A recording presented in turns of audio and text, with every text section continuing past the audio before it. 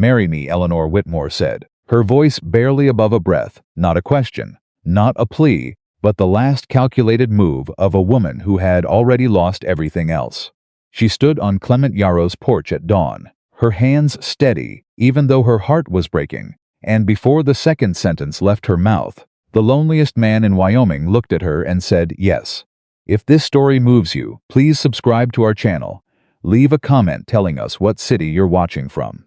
I want to see how far this story has traveled, and stay with us until the very end. Eleanor Whitmore had not slept in 31 hours. She knew this, because she had counted every one of them lying flat on her back, in the bedroom that had been her father's, staring at the ceiling with her eyes wide open, listening to the silence of a ranch that was no longer legally hers to protect. She had run the numbers in her head so many times that the numbers had stopped meaning anything. 80 acres, $400 in savings, 2 days. That was all she had left. 2 days before, her uncle Phineas Whitmore walked through a courthouse door and handed a judge a set of carefully assembled lies, and the life her father had spent 30 years building would dissolve like sugar in rain. She got up before the sun. Not because she had a plan, not yet, not fully, but because lying still felt like surrender, and Eleanor Whitmore had made a decision somewhere around 3 in the morning that she was not going to surrender. Not to Phineas, not to the law he had twisted into a weapon against her, not to the quiet, suffocating shame of watching her father's land fall into the hands of a man who had never once picked up a shovel on it. She dressed without lighting the lamp. She pulled her boots on in the dark. She walked through the kitchen and out the back door and stood in the yard and looked at the land around her, the timber ridge. To the north, the pasture fence running east, the old cedar grove at the property line, and she breathed it in the way you breathe in, something you are afraid of losing. Slow, deliberate, like you are trying to press it into memory. Then she turned and walked toward Clement Yarrow's ranch. It was 4 miles. She knew every step of it. She had walked that road 100 times as a girl, back when her father and Clement had been the kind of neighbors who borrowed tools and returned them the same day. Back when the territory had felt smaller and safer, and like a place where a person could trust that honest work would protect them. She walked it now in the gray half-dark before sunrise, her coat pulled closed, her mind working through every word she intended to say. She had prepared a speech. She had rehearsed it 3 times on the walkover, adjusting the phrasing, anticipating objections, planning her responses. She was going to be calm. She was going to be logical. She was going to present this as what it was: a business arrangement, a legal solution, a practical answer to a practical problem. She was not going to beg. She was not going to cry. She was going to state the facts and let Clement Yarrow make an informed decision, like the reasonable man she believed him to be. That was the plan. She reached the front porch of Lone Cedar Ranch as the first pale line of light appeared at the eastern edge of the sky. She stopped at the bottom step and took one long breath. She raised her hand and knocked. She heard movement inside almost immediately, the low creak of floorboards, the sound of boots on wood, the particular unhurried quality of a man who woke early because that was simply how he lived. The door opened, and Clement Yarrow stood in the frame, fully dressed, a coffee cup already in his hand, looking at her with the quiet expression of a man who had learned long ago not to be surprised by what the world brought to his door. He was 51 years old. He was not a large man, but he had the kind of stillness that made him seem larger than he was. His face was weathered and spare, with lines carved deep by decades of sun and wind and grief. His eyes were the particular gray of the sky just before a storm decides what it wants to do. He had been widowed 6 years ago. Everyone in the county knew it. Everyone in the county had stopped mentioning it because he never invited discussion. He looked at Eleanor and he waited. She opened her mouth and began her speech. "Clement," she said, and her voice came out steadier than she expected, which gave her confidence. "I know this is an unusual hour, and I apologize for arriving without notice. I have a situation I need to discuss with you, and I want to be direct about it, because I don't have time for anything else. My uncle Phineas has filed a legal petition claiming I am incompetent to manage my own affairs. He has paid a judge to support it. If the petition succeeds, He becomes my legal guardian and takes control of my father's land. I have 2 days before the hearing, the only legal protection available to me that cannot be challenged or overturned quickly is—" "Yes," Clement said. Eleanor stopped. She blinked. "I haven't finished." "You were going to ask me to marry you," Clement said. His voice was low and level, not unkind, not amused, simply a man stating what he had understood. "And the answer is yes." Eleanor stood very still on that porch step and felt something move through her chest that she had no name for. It was not relief exactly, it was not gratitude exactly. It was something older and stranger than either of those things, the particular sensation of having braced your entire body against a door you expected to have to fight open, and having it swing inward on its own. "You haven't heard the terms," she said. "I expect you've thought them through. I have a list of conditions." "Write them down when we get inside," Clement said. "Coffee's fresh." He stepped back from the door. Eleanor stood on the porch for one more second, recalibrating every assumption she had made on the walk over, and then she walked in.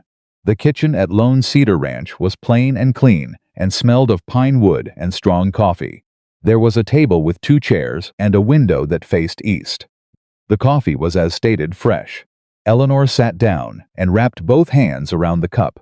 Clement sat in front of her and felt the warmth move up through her palms, and realized her hands had been cold for the entire 4-mile walk without her noticing. "How did you know what I was going to ask?" she said. Clement sat down across from her. He set his own cup down. He looked at her with that measured, considering gaze that she remembered from her childhood, the look of a man who processed everything carefully before speaking, who believed that words should mean exactly what they said. "Phineas came to me 8 months ago," he said. Eleanor went very still. "He told me he was in the process of arranging legal oversight of your affairs. He suggested that once he had control of your property, he would be willing to sell me the timber rights at a favorable price if I agreed not to interfere with his petition." Clement paused. He took a drink of his coffee. "I told him no." "You didn't tell me," Eleanor said. "I thought you knew, or that you were handling it. I knew he was maneuvering. I didn't know the timeline had moved this fast." She set her cup down. "He found a judge faster than I expected." "Judge Haverford," Clement said. Eleanor looked up sharply. "You know which judge. Phineas isn't subtle. He talks when he thinks he's already won." Clement's jaw tightened slightly, the only visible sign of what he felt about it. "He's been telling people for 2 months that the Whitmore land will be available for development by September." The words landed like a stone dropped in still water. Eleanor heard them and felt the ripple move through everything she thought she understood about how far along that this had already gone. Phineas had not been preparing to attack. Phineas had believed he had already won. He had been making plans. He had been making promises to other people using land that belonged to her. "He's been selling something he doesn't own yet," she said. "Yes, which means he cannot afford to lose the petition." "No," Clement said, "he cannot." Eleanor looked at the man across the table from her. She had known Clement Yarrow for most of her life, in the way that frontier neighbors know each other by reputation and proximity, and occasional crossing of paths, by the stories her father had told and the few direct conversations they had shared over the years. She had known him as honest, quiet, reliable. She had not known the full shape of his quiet until this moment, had not understood that his silence was not absence but depth, that underneath the economy of his words, there was a man who watched and understood, and had been watching and understanding for longer than she realized. "You're not asking me for details about the arrangement," she said. "I expect you have them." "I do." She straightened. Back to the plan. Back to the structure she had built in her head in the sleepless hours before dawn. It would be a legal marriage, registered at the county office before the end of tomorrow, to precede the hearing. As a married woman of legal age whose husband is a property owner of established standing, my uncle's guardianship petition fails automatically. The law doesn't allow guardianship over a married woman whose husband is recognized as competent. She met his eyes. "My land stays in my name. You gain no ownership over it. The arrangement can be reviewed and formally dissolved once Phineas's legal position collapses, which I intend to ensure happens. You would not be obligated to Eleanor." She stopped. You're explaining the law to me, Clement said. I already know the law. What I want to know is what you need. It was such a simple question, such a direct and uncomplicated question, and Eleanor Whitmore, who had prepared for every argument and anticipated every objection, and had her facts marshaled in careful order, felt something dangerously close to tears press against the backs of her eyes, and had to look at the window for a moment before she trusted herself to speak. I need someone to stand next to me, she said. Just long enough for Phineas to lose. Clement nodded. All right, that's it? That's all you need to hear? He considered that.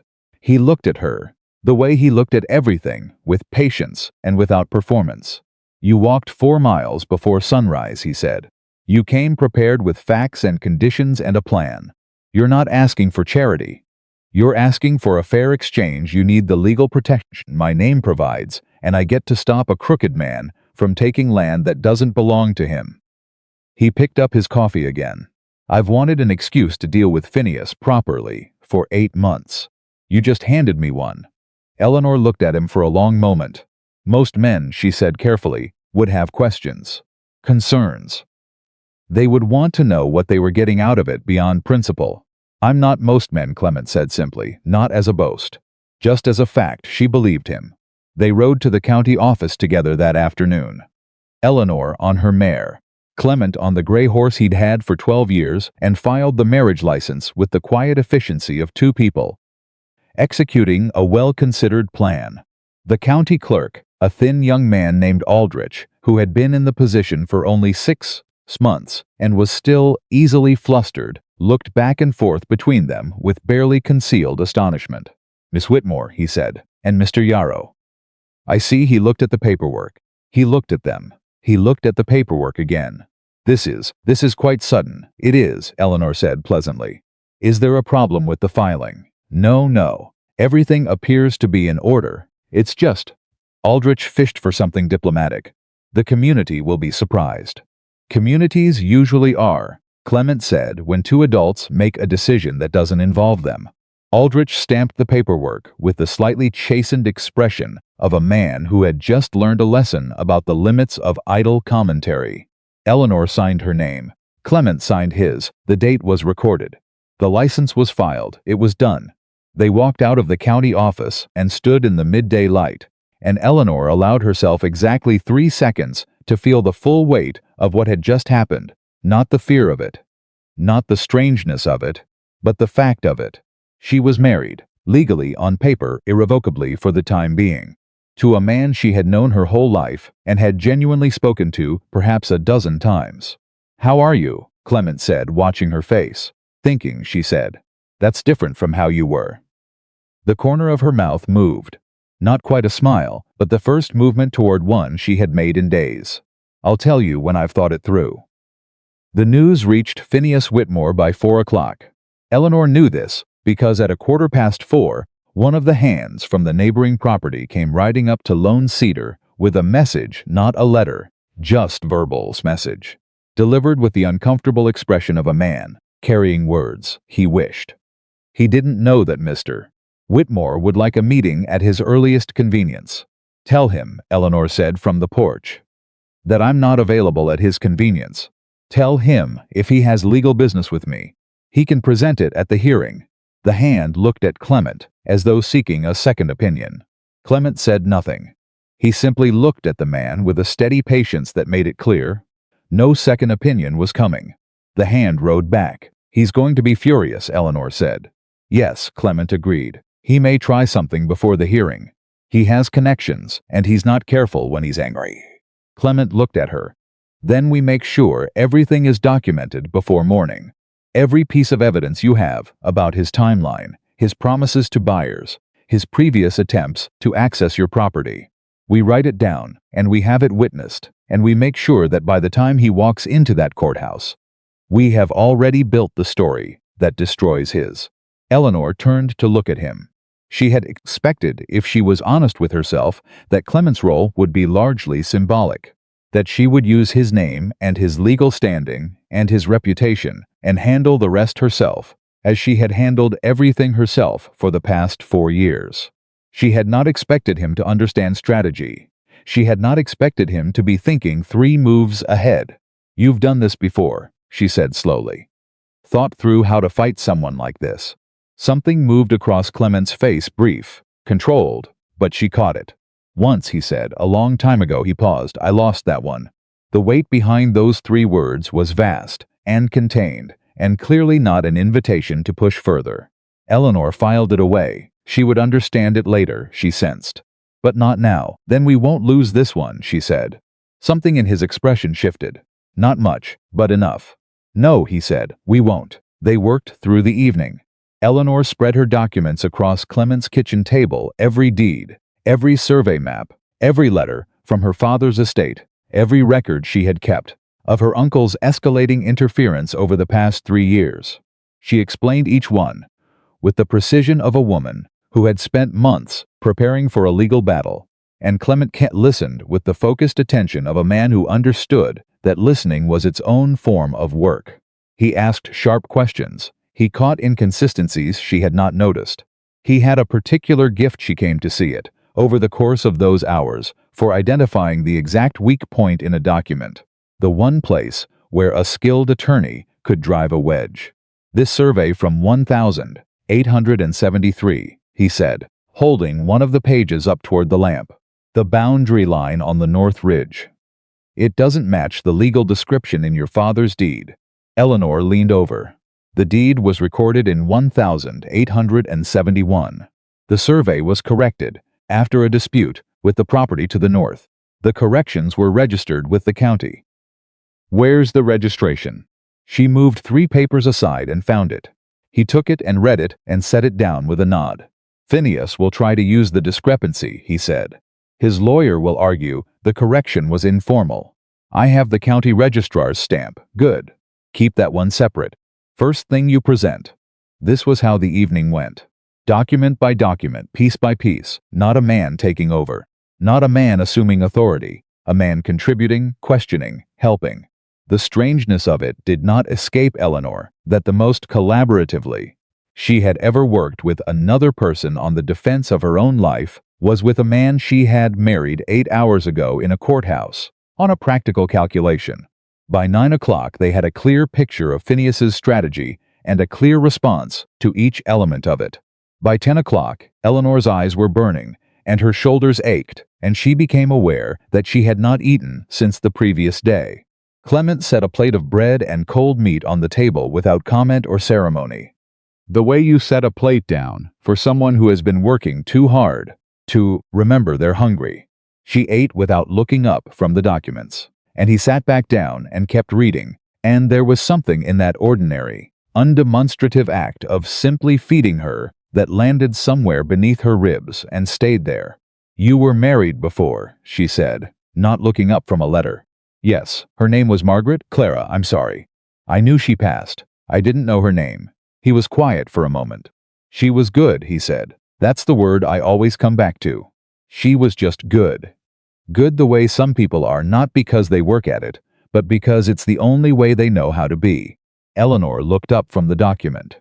Clement was looking at the lamp flame.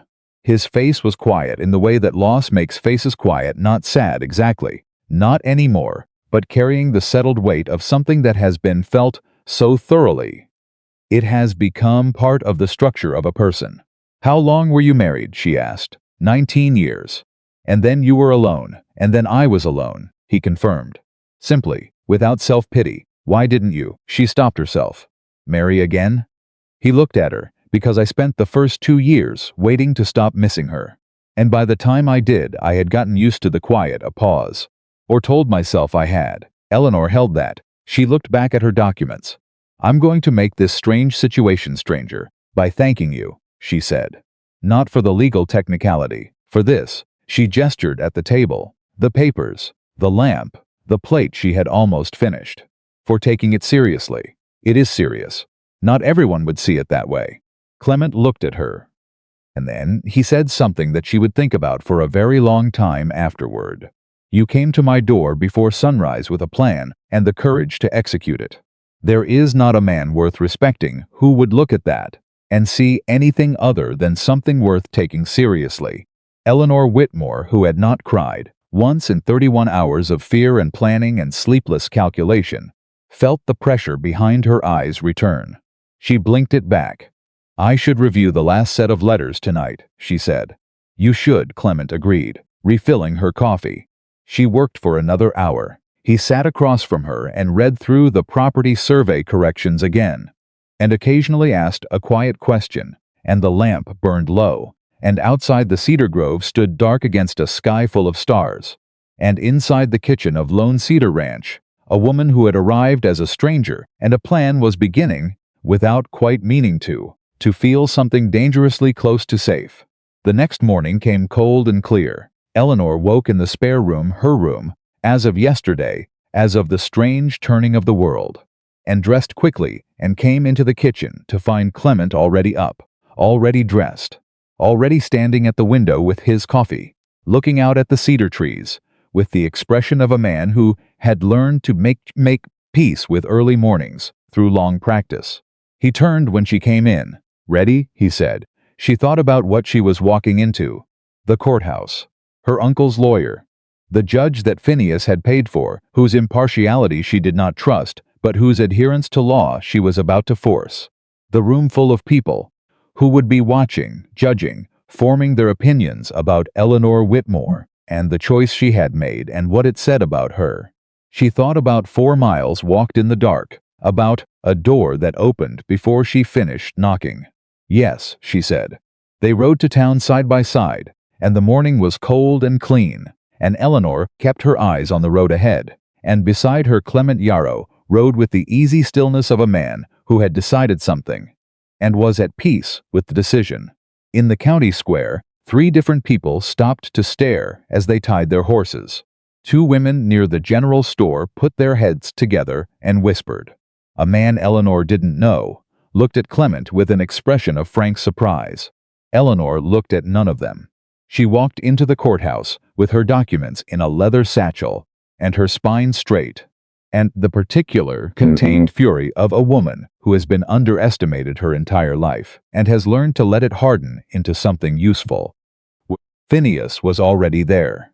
He was standing in the hall outside the hearing room with his lawyer, a soft-looking man from out of county named Birch, and, when he saw Eleanor and then saw Clement directly behind her, something moved through his face that Eleanor had never seen there before. Not anger, not contempt, not the dismissive indulgence he had always treated her with. Fear. "Eleanor," he said, recovering quickly, smoothing the surprise back into the particular oily composure that had served him so well for so long.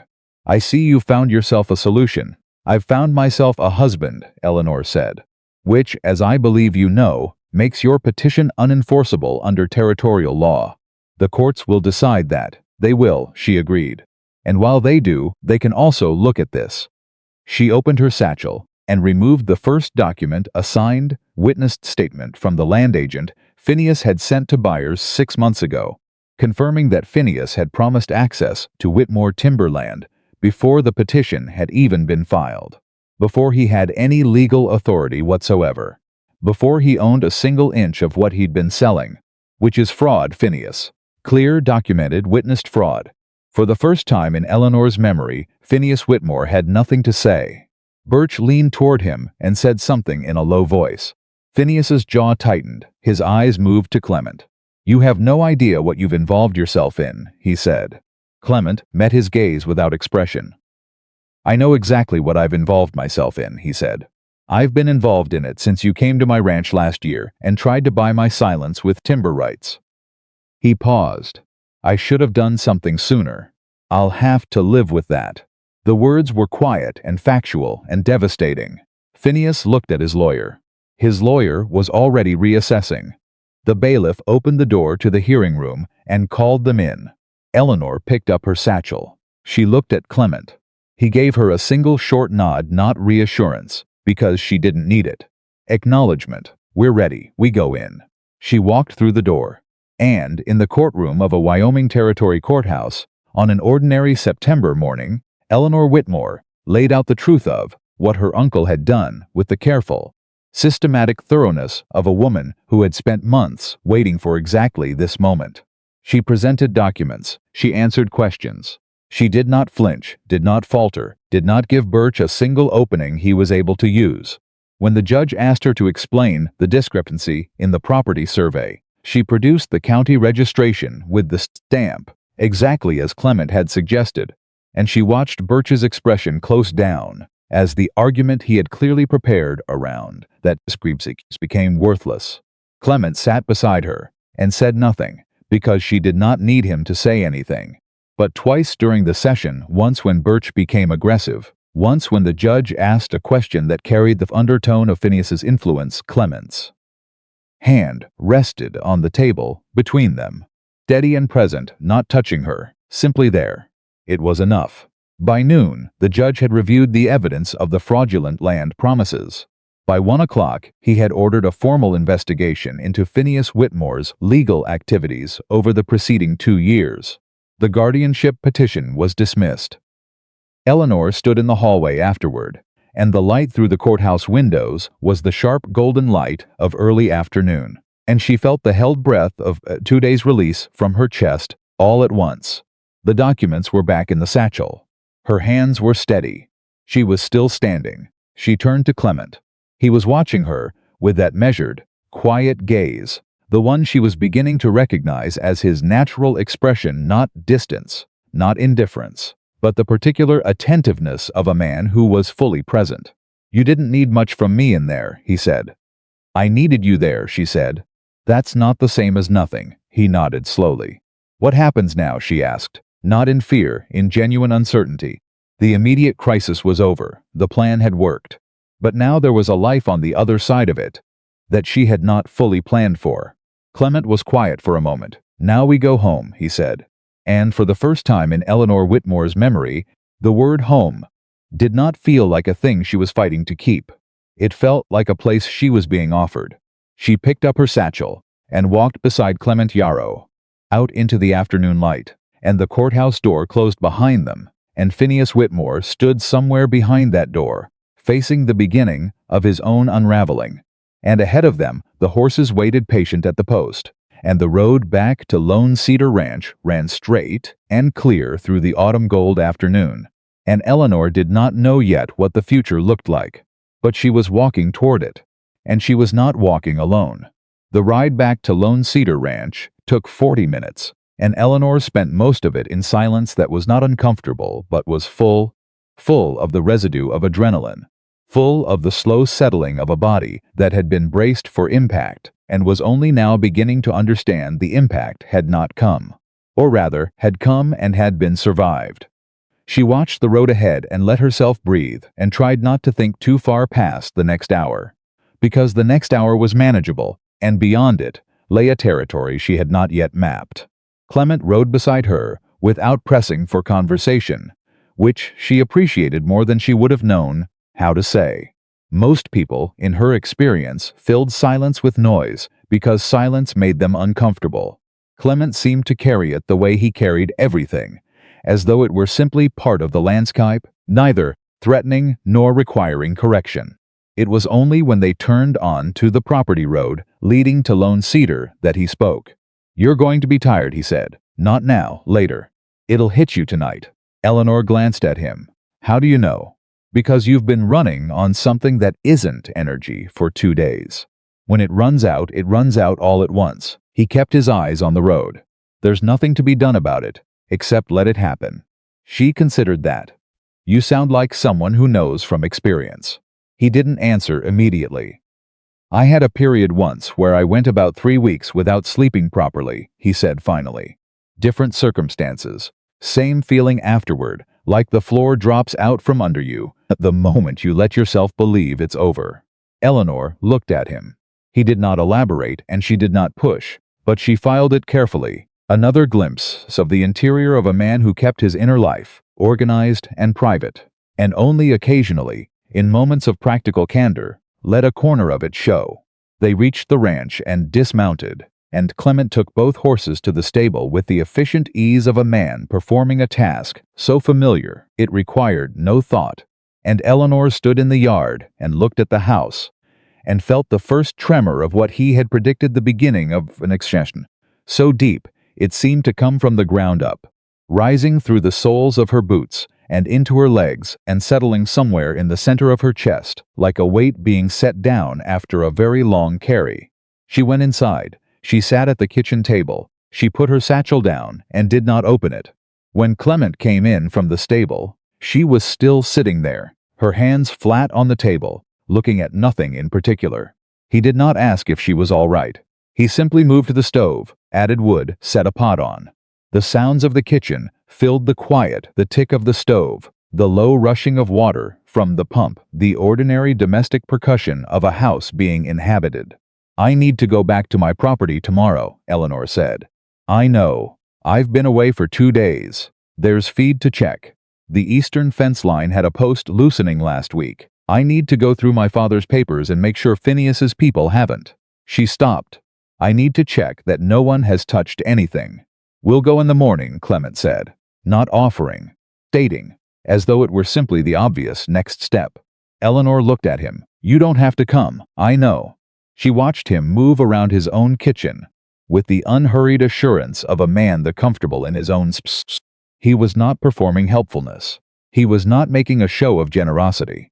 He was simply doing the next practical thing.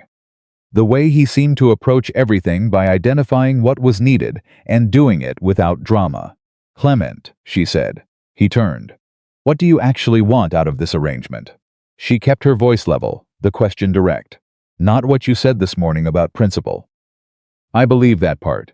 But you're a man who lives alone on a working ranch, and you've just upended your life for a woman you've barely spoken to.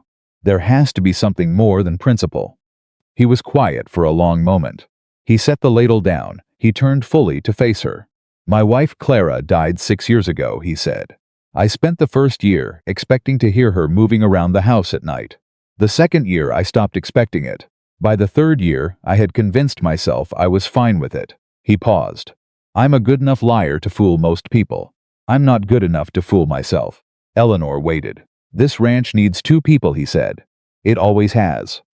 I've been running it alone because I didn't know how to want something I'd already lost once, and I didn't particularly care to find out." He picked up the ladle again. "You walked up to my door with a plan and the nerve to execute it, and you asked me to be useful. That's not something I've been, for a while. Useful to another person." The simplicity of it was almost more than Eleanor knew how to hold. She had expected something complicated, something self-serving, or sentimental, or both. She had not expected this. A man telling her plainly that he was lonely and that she had given him a door back into something that mattered, and saying it the way you state a fact about weather, without embellishment or bid for sympathy. "That's honest," she said. "I don't see the benefit of anything else." She looked at the table for a moment. "I'm going to say something, and I need you to take it at face value, not as a negotiating position or a reassurance." "All right, I don't know what this becomes," she said. "I came here with a plan for a specific problem, and you solved it, and I am genuinely grateful, and I intend to uphold every term I offered. But I don't. No, I can't predict what happens beyond the practical arrangement. I'm not making promises I'm not sure I can keep." Clement looked at her steadily. "I'm not asking for promises," he said. "I'm asking for honesty, which is what you just gave me." Eleanor exhaled slowly. "All right," she said. "Then we understand each other." "We do." The stove ticked. Outside, the wind moved through the cedar trees. "Your soup is going to boil over," Eleanor said. Clement turned around quickly. The soup had indeed come to a vigorous boil, and was making its intentions clear regarding the stovetop. He pulled the pot back with the brisk competence of a man recalibrating, and the completely ordinary crisis of an overboiling pot in an otherwise impossibly complicated day struck Eleanor as so absurd and so human that she laughed a real laugh, sudden and unguarded, the first one in what felt like weeks. Clement looked at her over his shoulder. The corner of his mouth moved. Not quite a smile, but closer than before. The exhaustion hit her exactly as he had predicted at 9:30, like a wall, sudden and total. She went to bed in the spare room and fell asleep before she had finished the thought she had started, and she did not dream. And when she woke in the morning, she lay still for a moment and listened to the sounds of Lone Cedar Ranch, and felt the particular disorientation of waking somewhere that was not yet home, but was not quite Not home either. And then she got up and put her boots on and went to face the next day. They rode to the Whitmore property after breakfast. Eleanor went directly to the main house and moved through it with the systematic attention of someone taking inventory every room, every drawer, every cabinet. She was looking for signs of intrusion, of Phineas's hand in anything. She found none. Either he had been more careful than she expected, or he had not dared to move on the property itself before securing the legal means to do so. The relief was physical, moving through her like water. She found Clement in the yard when she came out, examining the eastern fence line she had mentioned. He had already located the loose post and was working it with his hands, testing how far gone the rotting was. "How's the damage?" she called. "Manageable," he said. "2 posts need replacing," the wires held. He looked up. "You should have had someone on this 2 weeks ago." "I know, I was handling other things." He looked at her without judgment. "You've been running this alone for how long?" 4 years. Since my father's health failed. Before he died. He was ill for 2 years before he passed. Couldn't manage the heavy work. So I did." She crossed her arms and looked out at the fence line. "I know what you're going to say." "Do you?" "You're going to say I should have hired help." "I wasn't," Clement said. "I was going to say that it shows. The place is in good shape considering one person has been running 80 acres alone for 4 years. He turned back to the post. "You should still hire help, but that's practical, not a criticism." Eleanor looked at the back of his head. The matter-of-factness of it. The complete absence of the particular brand of well-meaning condescension she had learned to expect from men who evaluated her work. The tone that said, "I'm impressed," for a woman, and thought it was a compliment. "My father's foreman left after the funeral," she said. "He had a family to support, and I couldn't pay what he was worth. The 2 hands left shortly after. I managed with seasonal workers when I could afford them. You want the names of any reliable men looking for steady work." She blinked. "You know people? I've got a hand named Pete who's been angling for a friend of his to get a position somewhere in the county. Good worker, reliable, won't steal from you." He stood up and dusted his hands. "I can ask him if you want." "Yes," Eleanor said, "I do want."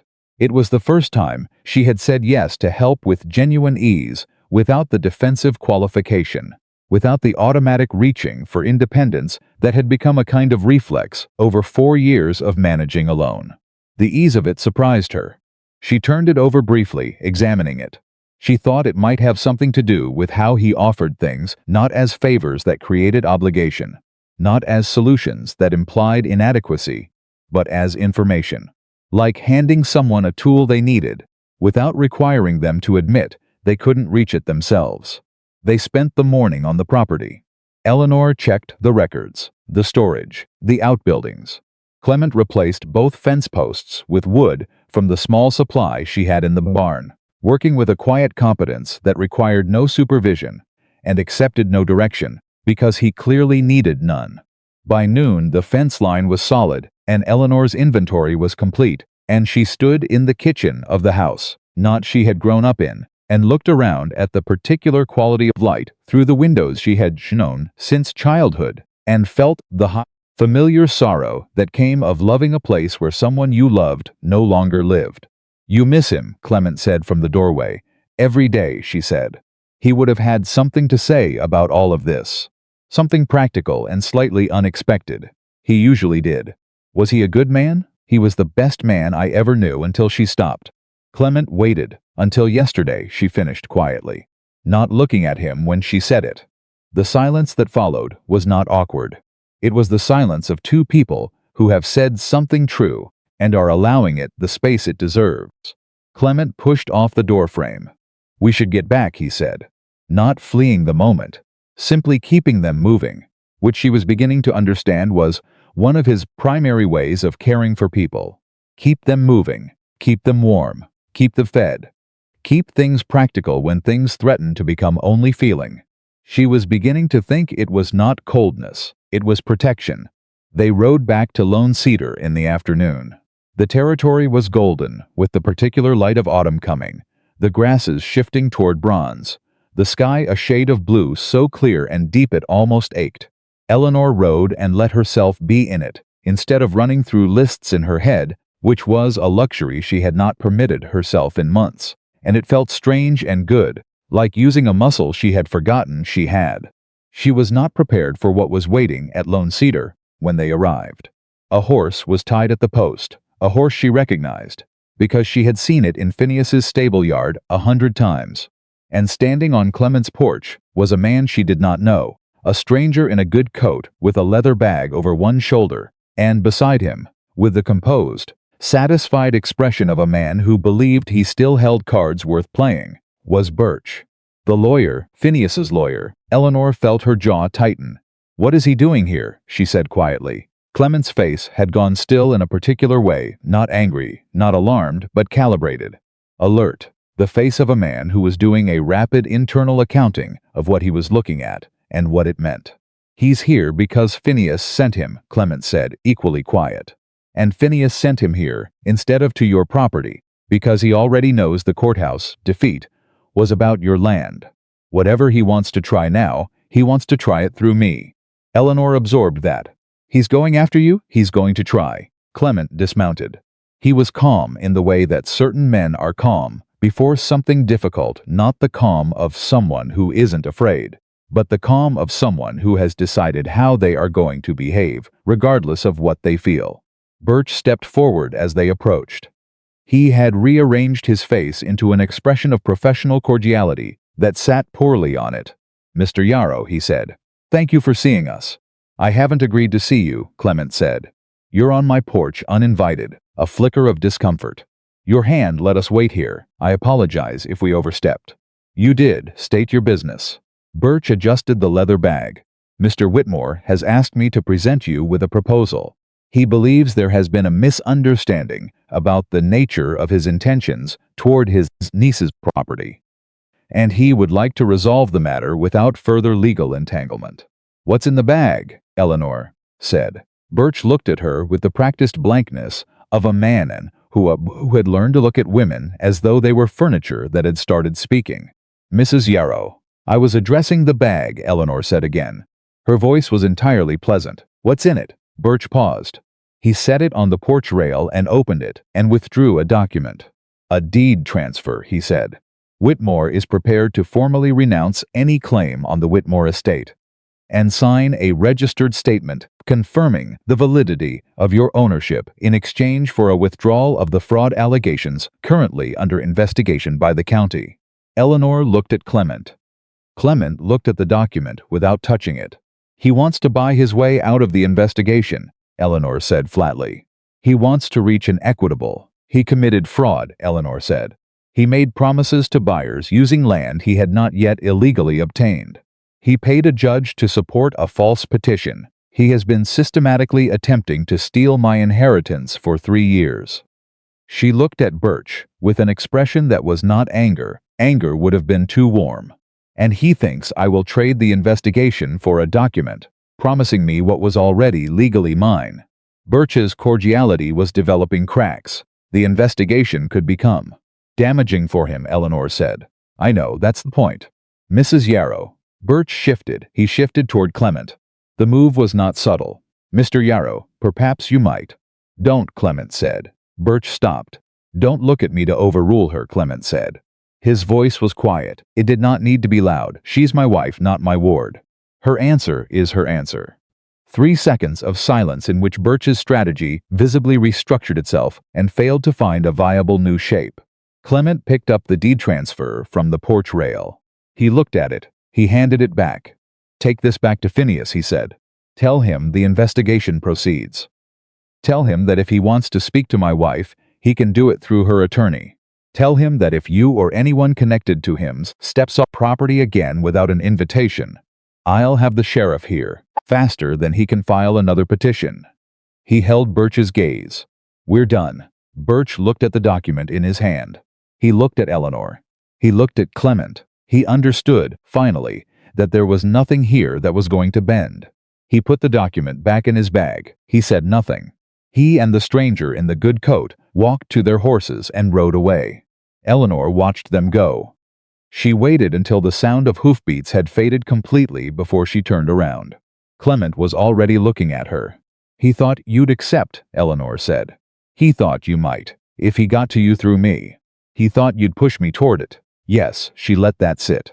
Let herself feel the full weight of what he had just done, not just refused, but refused in a way that was specifically and clearly about her authority, her decision, her right to make it without his hand on the wheel. He could have intervened. He could have made the reasonable-sounding case that the deed transfer gave her what she needed, and the investigation was a risk. He had every socially sanctioned avenue available to redirect her choice. He had not taken one of them. "Why didn't you at least argue for the deal?" she said. "You could have made a case for it." Clement looked at her like she'd asked him something mildly surprising. "Because it wasn't my deal to make," he said, simply. Like the answer was obvious. Eleanor turned back toward the road, where the dust of Birch's horses was still settling. Something had shifted in her. She could feel it, a slow, tectonic movement beneath the surface of the practical arrangement she had built around them both. A rearranging of something she had assumed was fixed. She had married a man for legal protection. She had expected to be grateful to him, and careful of him, and ultimately free of him. She had not expected to be standing on a ranch porch in the amber light of a Wyoming afternoon, feeling something she did not entirely have a name for, something in the neighborhood of trust. So deep, it had started to feel like the foundation of a house, rather than the structure of a temporary agreement. She was not sure what to do with that. She walked past him into the house without saying anything, because what she might have said would have required her to understand it better first. Clement followed without comment. She was standing at the kitchen table when it occurred to her. "He's not done," she said. "No," Clement agreed, moving to the stove. "The investigation will hurt him badly. He can't afford to let it proceed fully. He has to try something else." She turned. "What does he have left?" Clement was quiet for a moment, thinking through it. "He can't get to your property legally. He can't get to you through me. He can't buy his way out of the fraud charges." He paused. "Which means he goes after the marriage." Eleanor felt something cold move through her chest. "He tries to challenge its validity," she said. "Or he finds a way to claim it was made under false pretenses. That there was a prior arrangement, that you coerced or deceived me. Can he prove that?" "No," Clement said, "because it's not true." He turned to face her. "But he doesn't need to prove it. He needs to cast enough doubt on it to get a sympathetic judge to delay the fraud-offered investigation, while the marriage validity is reviewed." Buying himself time, Eleanor pressed her fingers against the table. Her mind, not all at once, was running fast through the vulnerabilities, the places where the story of their marriage might be made to look like something it wasn't. They had filed the license with appropriate haste. People had seen the surprise on Aldrich's face at the county office. Phineas had been to see Clement 8 months ago.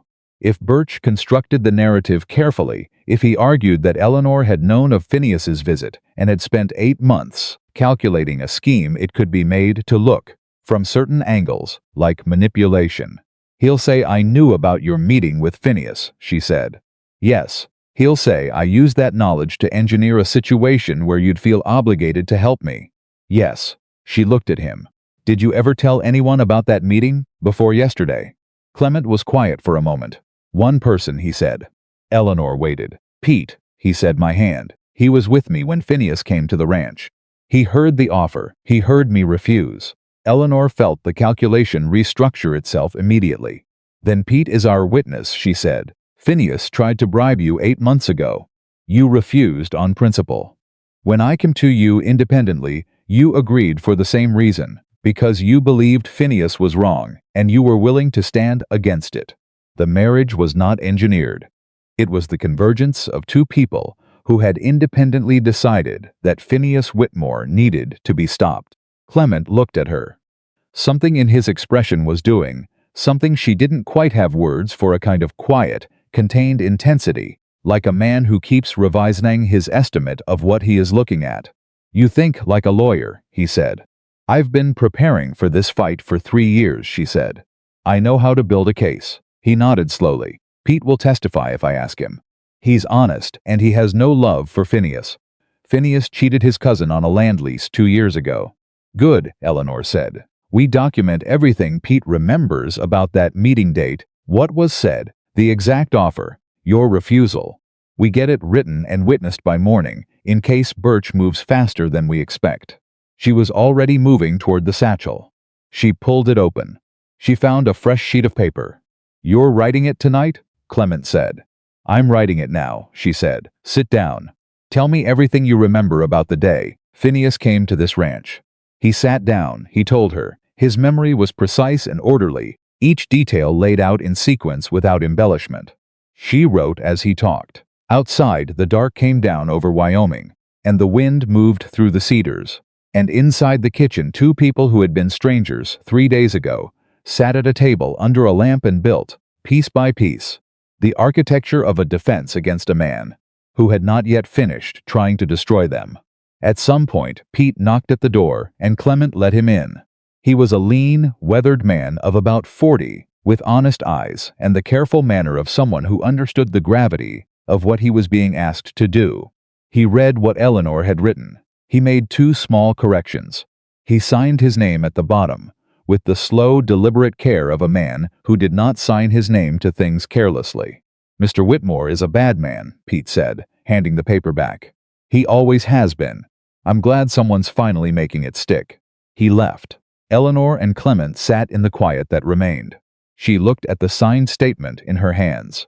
She looked at the man across the table who had given his memory to fill it, who had sent for his hand without being asked, who had stood on a porch an hour ago and shut a door in a lawyer's face on her behalf without once suggesting that her decision needed his approval. I'm going to ask you something, she said. All right. When this is fully over, when Phineas is dealt with, when the investigation runs its course, when there's no more legal urgency, are you going to want me to leave? The question was out before she had entirely decided to ask it. She watched it land in Clement Yarrow's face, and watched what happened there, not surprise, exactly. Something quieter than surprise. Something like a man being asked a question he has already asked himself in private, and has arrived at an answer to, but has not yet said aloud. He looked at her for a long moment. No, he said. One word. But the weight of it filled the room. Eleanor looked back down at the paper. All right, she said. She put the signed statement carefully in the satchel. She set the satchel by the door. She stood up and said good night, and walked to the room at the end of the hall, and closed the door, and sat on the edge of the bed in the dark, and put her hands in her lap, and admitted to herself, quietly and without ceremony, that the arrangement she had walked 4 miles in the dark to propose had stopped being only an arrangement. She wasn't sure exactly when.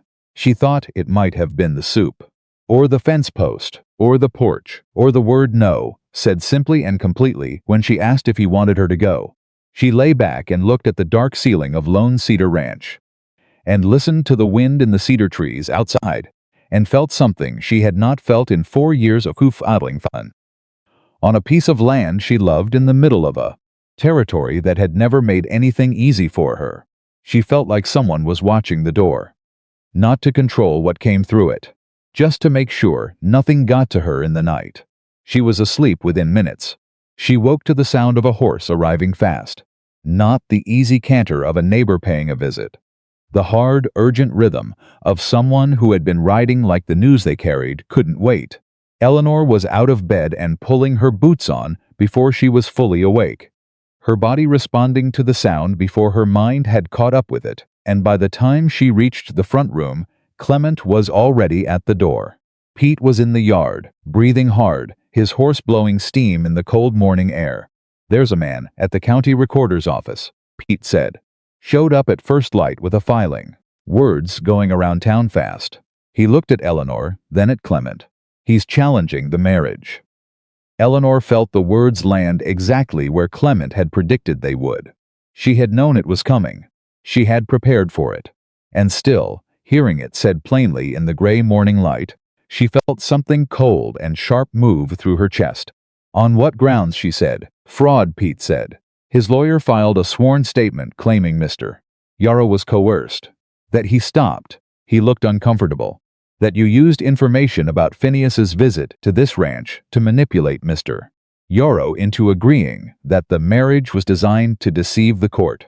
Of course he did, Eleanor said quietly. There's more. Pete pulled a folded paper from his coat. He also filed this. I had a friend at the recorder's office copy it before the clerk locked it down. He handed it to Clement. He found a witness, a man named Grady Holt, claims he overheard you and Miss Whitmore, you and Mrs. Yarrow planning the marriage arrangement 2 weeks before she came to your door. The silence that followed was the particular silence of something that has just changed the shape of the room. Eleanor looked at Clement. Clement read the document. His face was still too still, the stillness of a man running rapid calculations behind an expression he was not going to let move. Grady Holt, Eleanor said. Do you know him? I know who he is, Clement said. His voice was flat in a way she had not heard before. He works odd jobs across 3 properties on the north side of the county. He's done work for Phineas twice in the past year. He folded the paper. He's lying. I know he's lying. The question is whether anyone will believe him over us. Eleanor turned away from the door and moved into the kitchen, thinking hard. Phineas found a paid witness. That's a different level of escalation than sending Birch with a deed transfer. He's not trying to negotiate anymore. He's trying to destroy the marriage entirely. If the marriage is ruled invalid, Pete said, from the doorway, the guardianship petition can be refiled. Yes, Eleanor said, and this time he'd move faster. He wouldn't give me another 2 days. He'd have someone on my property before the ink was dry. She pressed her palms flat against the kitchen table. Who heard the filing? How far has the word spread? Half the town by now, Pete said. The recorder's office isn't quiet. Eleanor closed her eyes for exactly 2 seconds. She opened them. Then we move today, she said. Pete, I need you to find your friend at the recorder's office and get a certified copy of everything Holt filed. Every page. I need to see exactly what Phineas built. She looked at Clement. And I need to know everything you know about Grady Holt. His history, his work, who he's worked for, whether he has any outstanding debts or legal trouble of his own. Because a paid witness always has a price. And a price always leaves a trail. Clement was already reaching for his coat. I know a man, he said. Ran cattle on the North Range for 20 years. He knows every working man in this county and their business. If Holt has history worth knowing, he'll have it. Go, Eleanor said. He went. She stood in the kitchen of Lone Cedar Ranch and let herself feel for precisely the length of time it took to pour a cup of coffee, the full weight of what Phineas had just done. He had built a lie. He had found a man willing to say it out loud under oath. He had aimed that lie directly at the thing she had come to depend on, in 3 days, more than she had depended on anything in 4 years of fighting alone. He had aimed it at Clement, at the marriage, at the one place where she had, without quite meaning to, started to feel safe. She drank the coffee, she set the cup down. Then she opened the satchel and went to work. By the time Clement returned, 2 hours later, Eleanor had built a timeline. Every date, every interaction, every recorded meeting mapped out on paper, in the clear, systematic hand of a woman who had learned that emotion was a luxury and documentation was a weapon. She had laid out their entire sequence. Phineas's visit to Lone Cedar 8 months ago, Clement's refusal, her own independent preparation, over the following weeks, the morning she walked to his door, the county filing. Every piece of it had a date. Every date could be corroborated. Grady Holt's claim was that he had overheard them 2 weeks before she came to Clement's door. 2 weeks before. Eleanor pulled the calendar her father had kept on the kitchen wall and counted backward.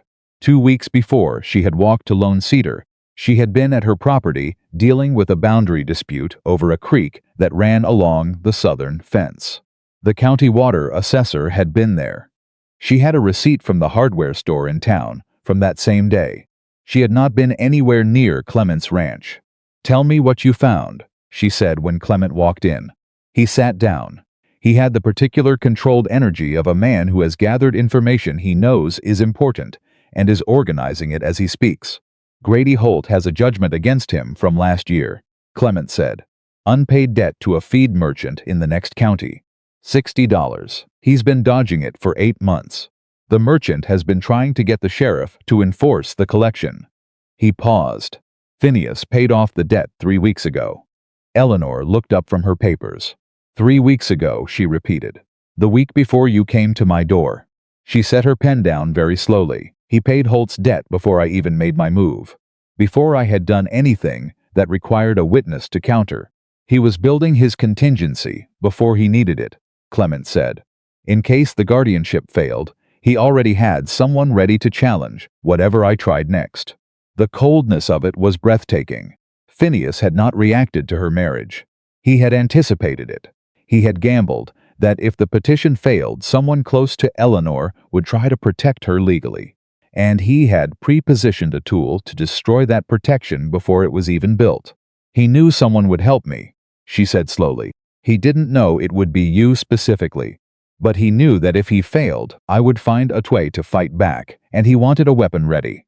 He's been 3 moves ahead from the beginning, Clement said. There was something in his voice that not all quite admiration and not quite anger, but carried the weight of both.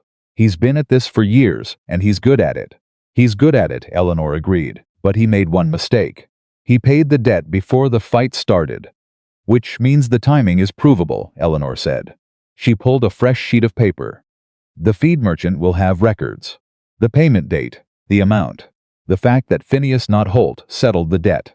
That's a paper trail connecting Phineas directly to his own witness 3 weeks before Holt supposedly observed anything. She was writing as she spoke, the words coming fast. A witness whose debt was paid by the man who hired him is not a witness.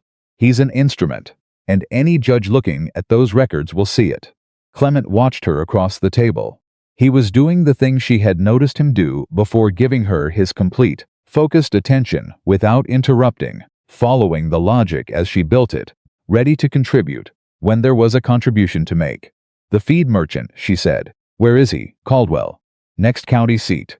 Day's ride. Can your friend get a written statement from him, confirming the payment date and Phineas as the payer? He can ask. The merchant has no loyalty to Phineas. If anything, he'll be glad for the chance to be on the right side of something.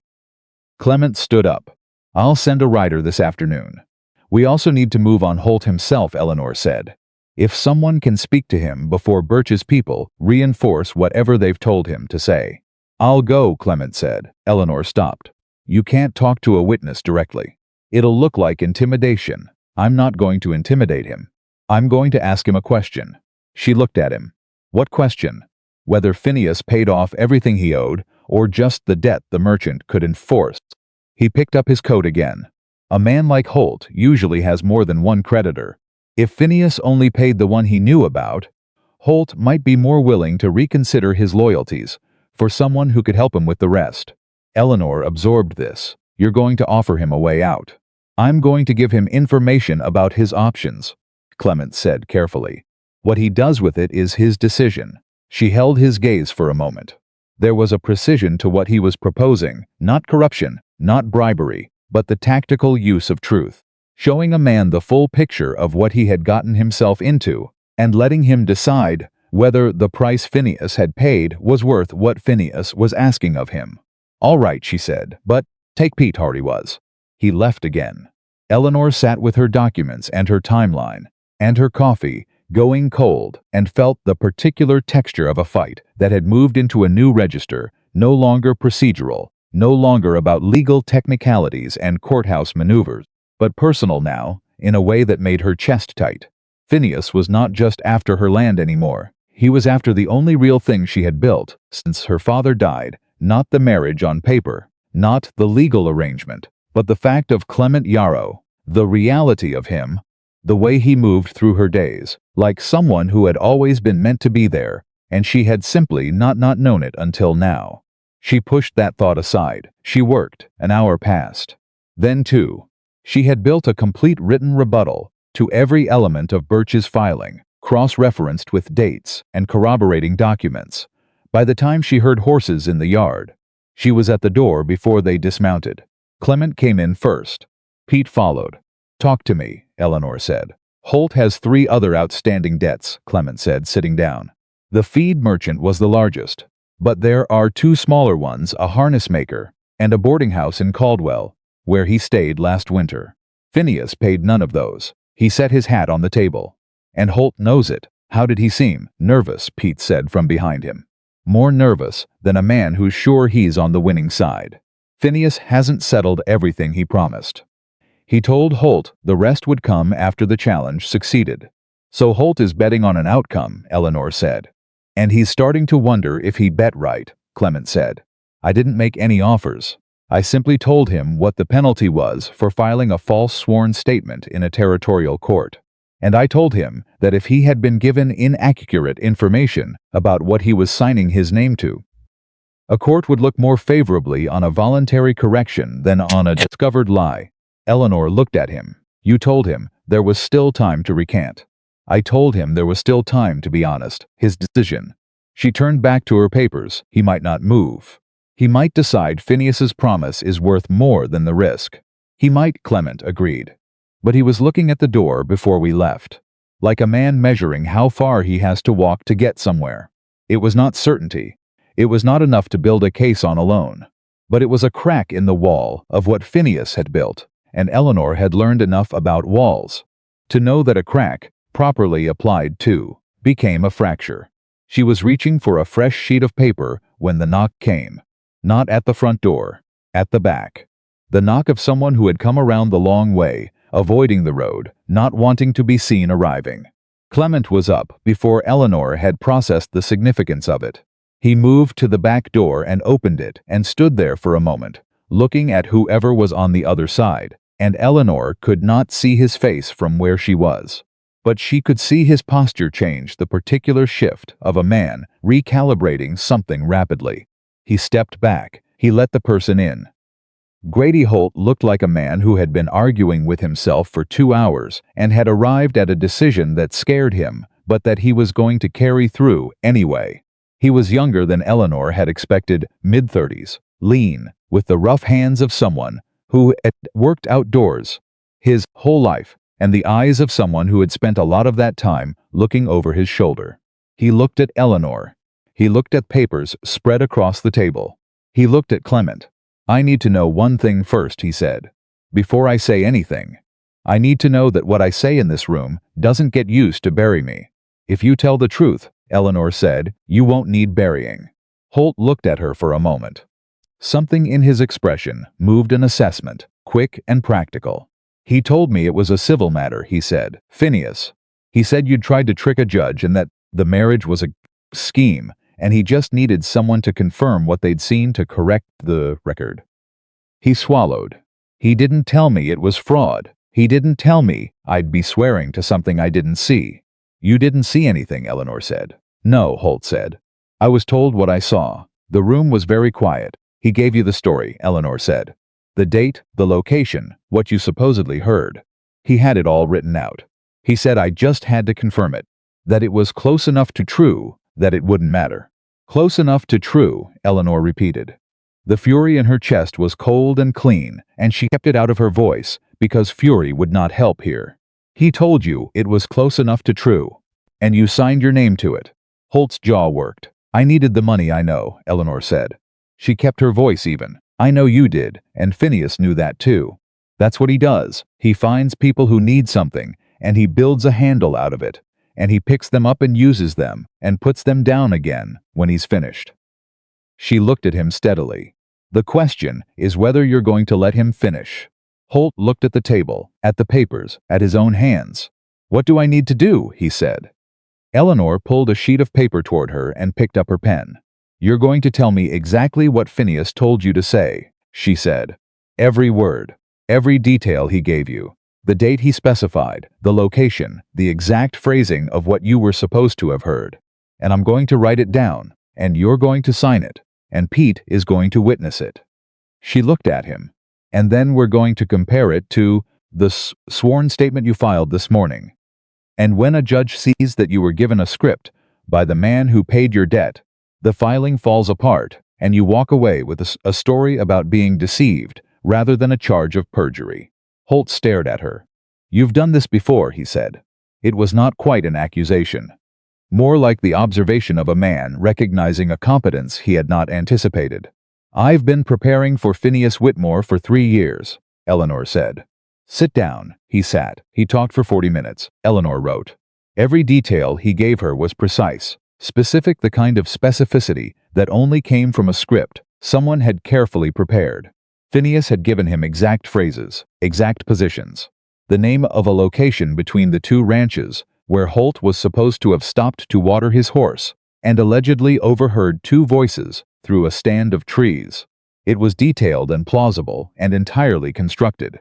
And when Eleanor laid it against her own timeline, against the water assessment receipt, against the entry in the county water log with her name on it, against the fact that on the date Phineas specified she had been standing in a creek bed 8 miles away with a county official, the story did not just crack.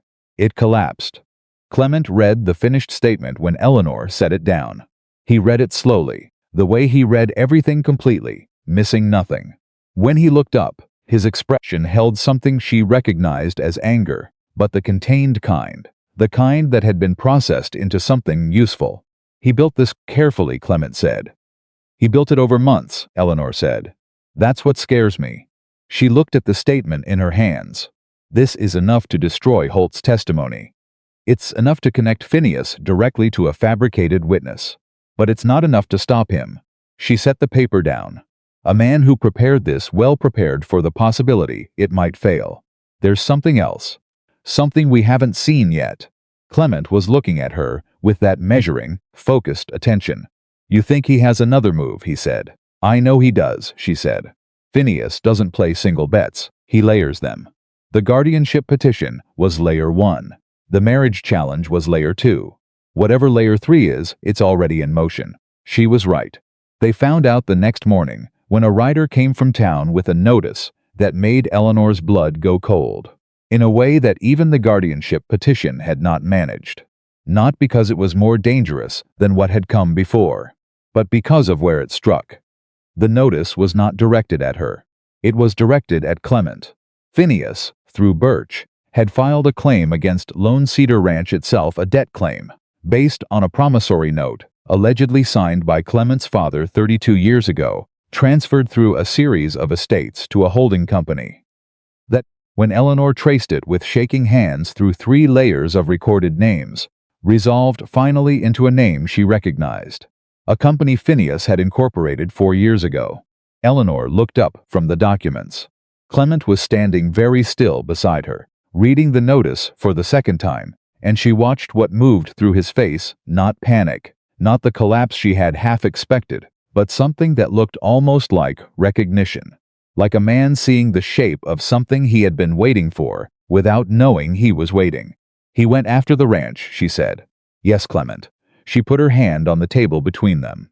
Tell me about your father's debts. He was quiet for a moment that stretched long enough to tell her.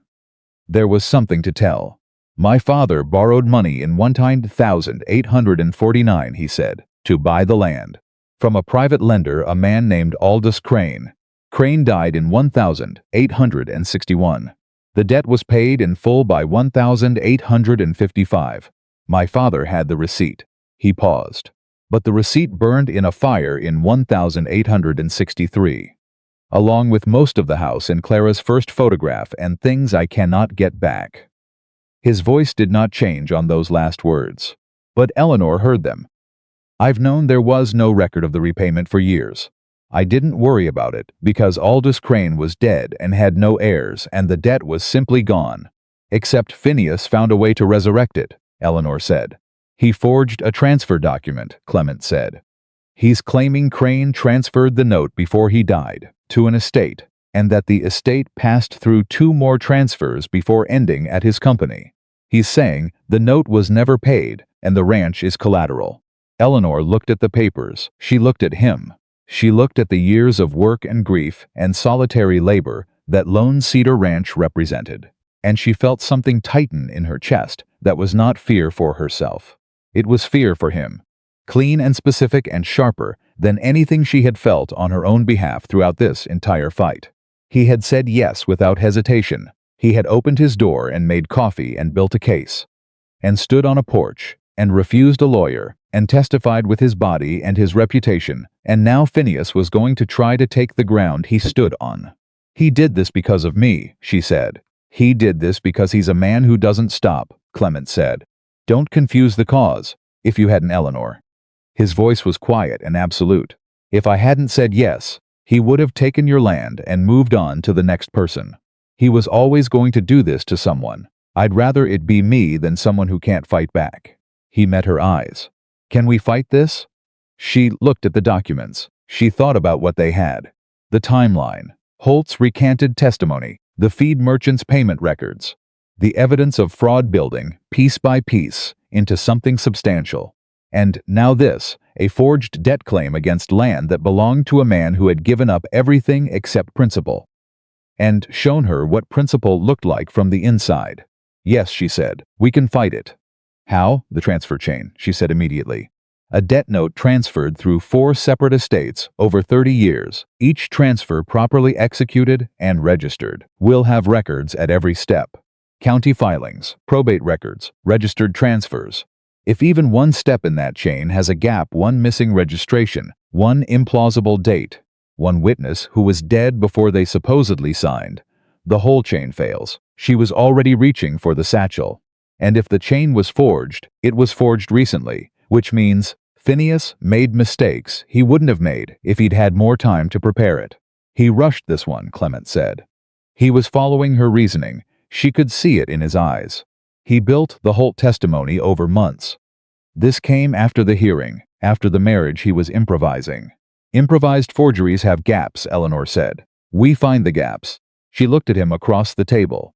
He looked back.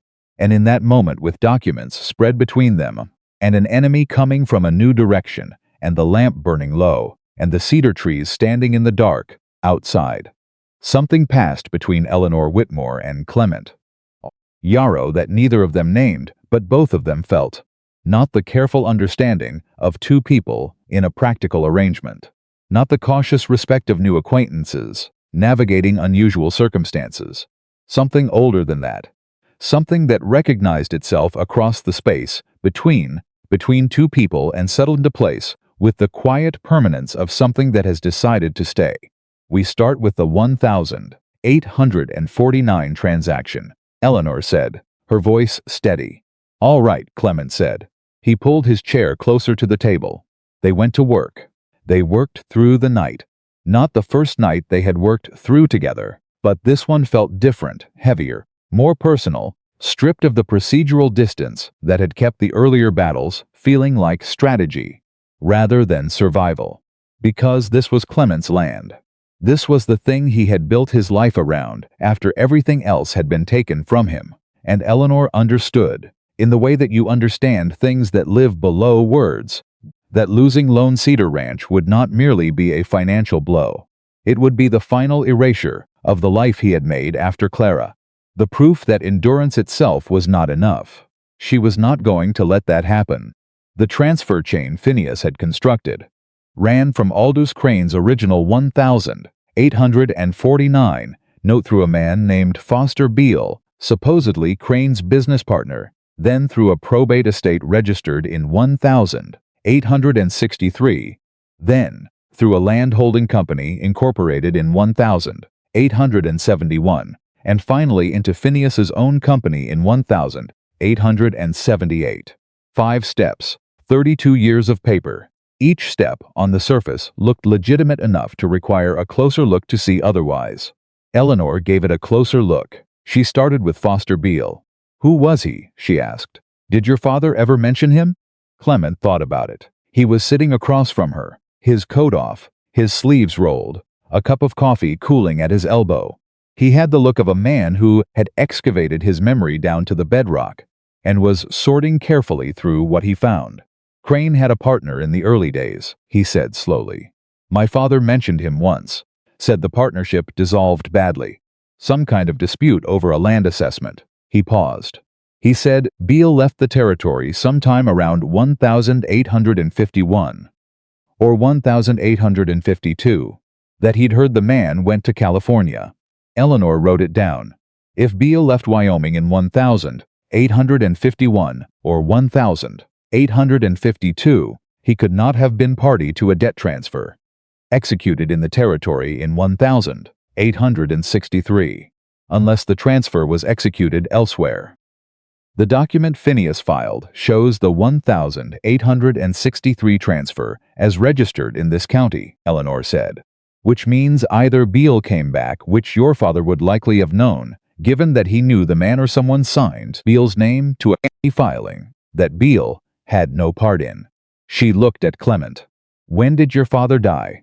1,871. Before Phineas incorporated his company. Before any of this was set in motion, she tapped her pen against the paper. Phineas has been building this for years. He chose your father's debt specifically because the man who could contradict the records is dead. The original receipt burned, and the lender died before the conflict started. She looked at the document. But he needed Beale to be in Wyoming in 1,863 to execute the first transfer.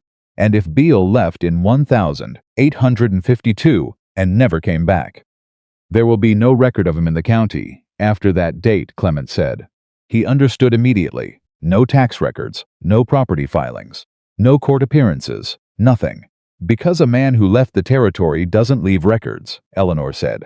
And a county archive can tell us the last time Foster Beale's name appeared in any official filing. She looked at the hour. Late, too late to ride to the county archive tonight. First thing in the morning. I'll go, Clement said. We'll both go. He looked at her. A small argument moved across his face and lost. All right. She pushed the debt filing aside and picked up the 1,871 incorporation document, Phineas's holding company. She read it carefully once. Then again, something was wrong. She could not immediately identify what, but she had read enough legal documents in the past 3 years to recognize the feeling of a wrong note, the slight dissonance of language that did not quite match its period, or a witnessing signature that sat at an odd angle to the rest of the text, or a date that required something impossible of the sequence around it. She read it a third time. There, the incorporation was witnessed by 2 men. The first was a county official she didn't recognize. The second was a lawyer named H.P. Marsh, listed as a Cheyenne attorney. And beside his name, in the small precise notation that county documents used for professional identifications, was his bar admission date, 1,873. Eleanor stared at it. Clement, she said. He looked up. The incorporation document is dated 1,871, she said. She turned it so he could see. It was witnessed by an attorney whose bar admission is listed as 1,873. The silence was complete. Clement took the document and read it. He read it twice. He set it down. He witnessed a document 2 years before he was licensed to practice law, Clement said. Which means either the admission date is wrong or the document date is wrong, Eleanor said. And if the document date is wrong, the entire chain of transfers that depends on the 1,870 for incorporation as its foundation is invalid, Clement said. His voice was quiet and absolutely controlled. He built the chain on a forged date. Eleanor felt something move through her, not triumph, not yet, because triumph was premature, and she had learned not to trust premature feelings in a fight like this. But something close to it. The particular sensation of a key finding the lock it was made for. We need H.P. Marsh, she said. His admission records are with the territorial bar. We need the exact date he was licensed, certified in writing. She was already reaching for a fresh page.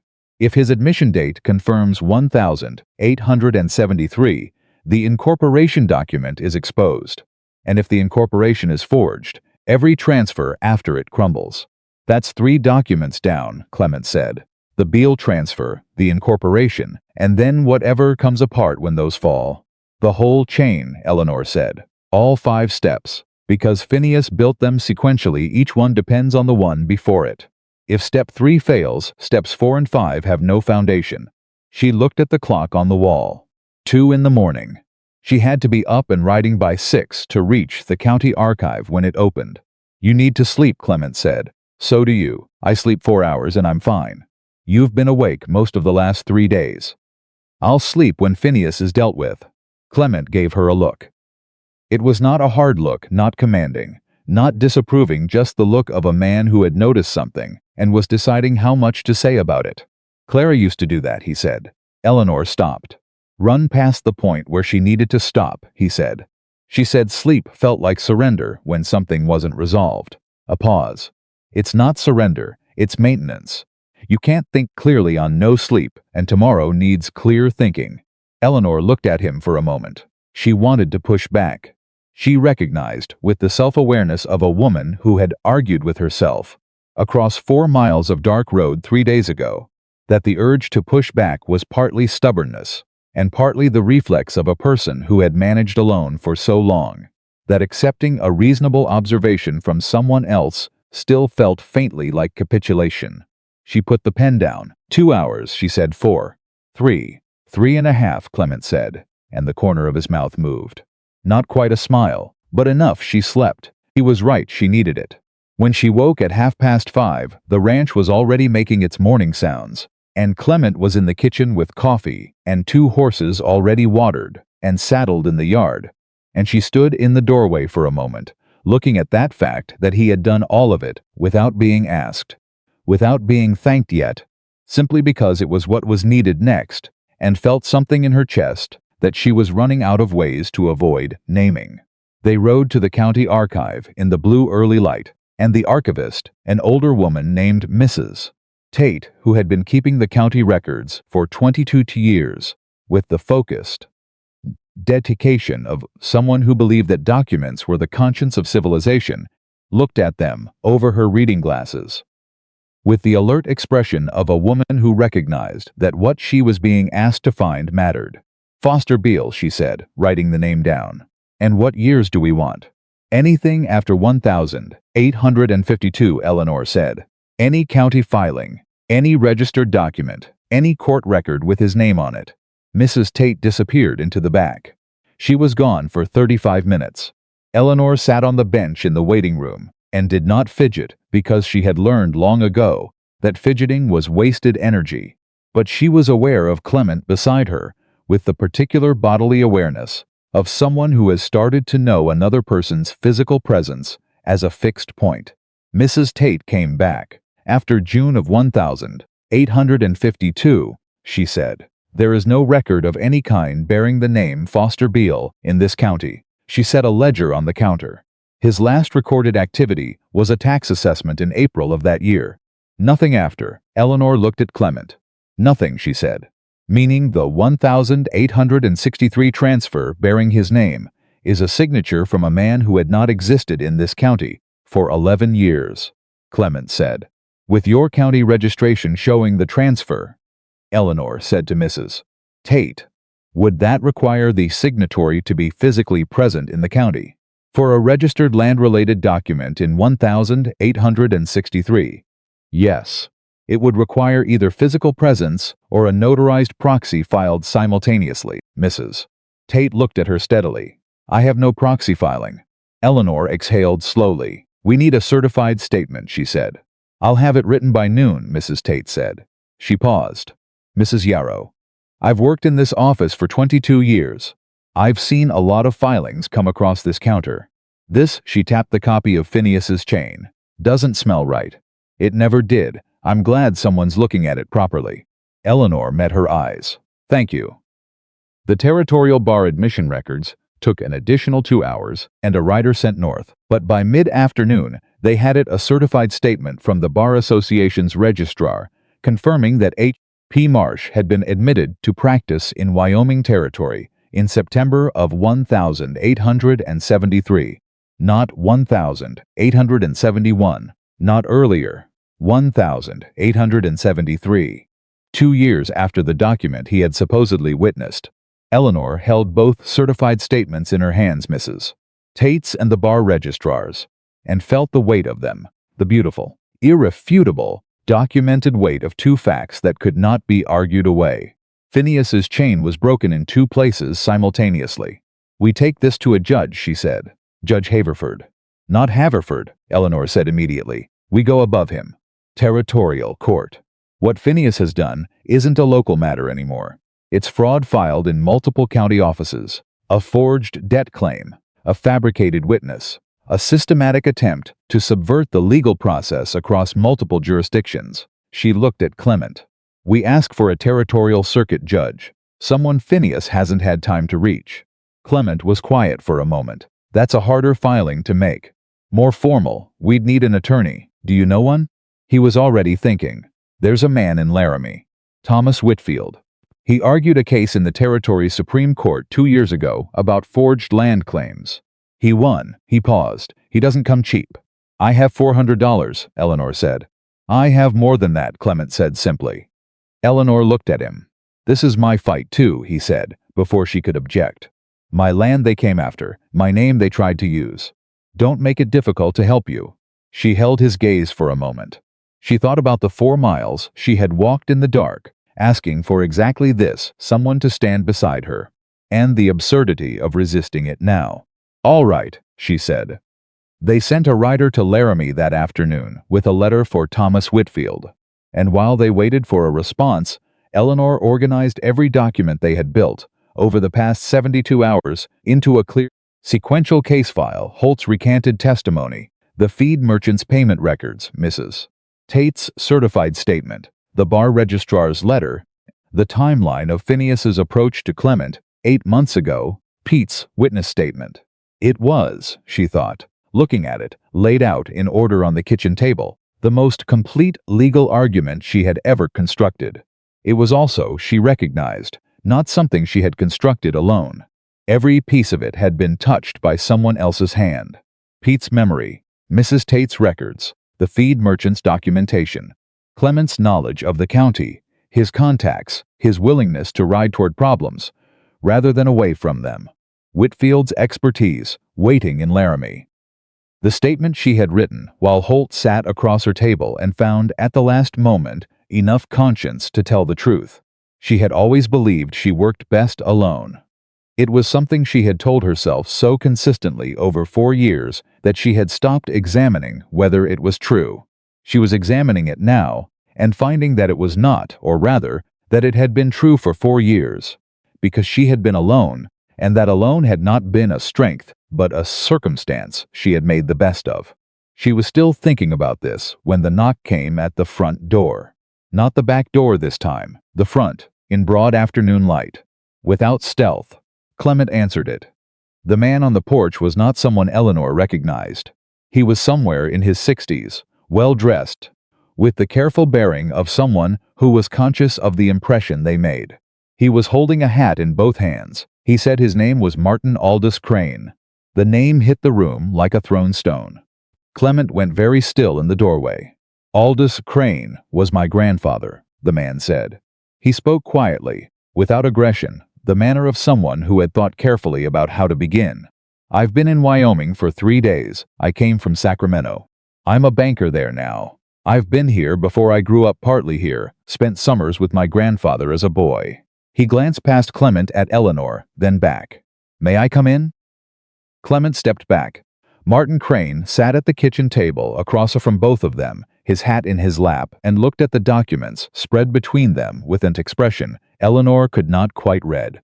I received a letter 4 months ago, he said, from a lawyer here, Birch.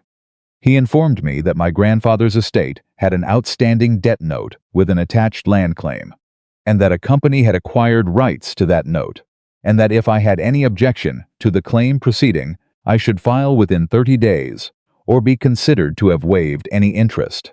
He notified you, Eleanor said slowly. He notified me knowing I was in Sacramento and wouldn't know what the notification meant, or whether to object, Crane said. I didn't. I let the 30 days pass.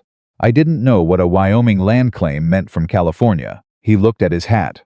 Then my cousin wrote to me. She lives in Cheyenne. She told me what was actually happening here. He looked up at Clement. My grandfather lent your father money. Your father paid it back. My grandfather told me that himself. He showed me the receipt. When I was 12 years old, he kept it because he was proud of your father for paying the full amount early. He said it was the mark of an honest man. His voice was steady. I know the debt was paid. My grandfather is dead, and his papers are gone, but I know what he told me, and I came here because I'm not going to let my grandfather's name be used to steal from someone honest. The kitchen was absolutely silent. Eleanor looked at Clement. His face was doing something she had only seen it do once before. On the porch, the morning she arrived, when she had finished her speech and he had said yes. The controlled, interior movement of a man being struck by something he did not expect and was not going to perform about. He remembered, Clement said, not loud, almost to himself. My father's receipt burned, and I thought there was nothing left. And Crane kept the other copy all those years. He didn't keep it, Martin said. He showed it to me once, and then I don't know what happened to it. I don't have documentation, he paused. What I have is testimony.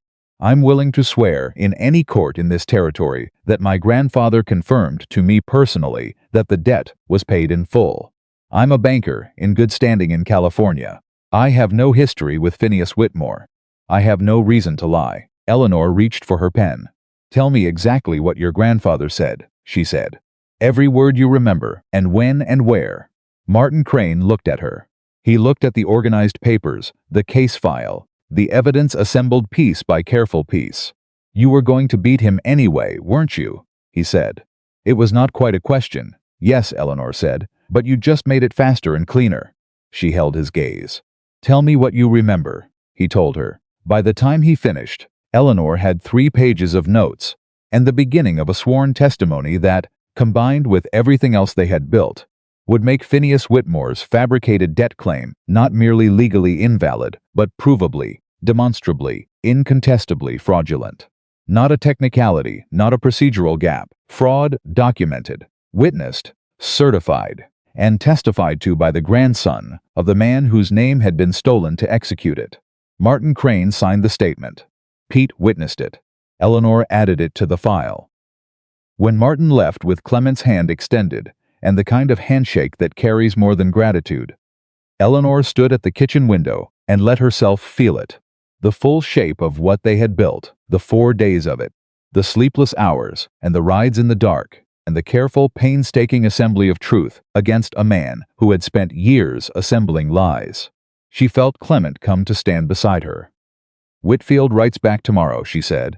If he takes the case, we file with the circuit court by the end of the week. And Phineas, when the circuit court sees what we have, the investigation the county started expands to include the forged chain, the fabricated witness, and the attempt to defraud you of your land. She paused. He's not going to be able to buy his way out of all of it. There are too many people, too many records, too many things he did that left marks. Clement was quiet for a moment.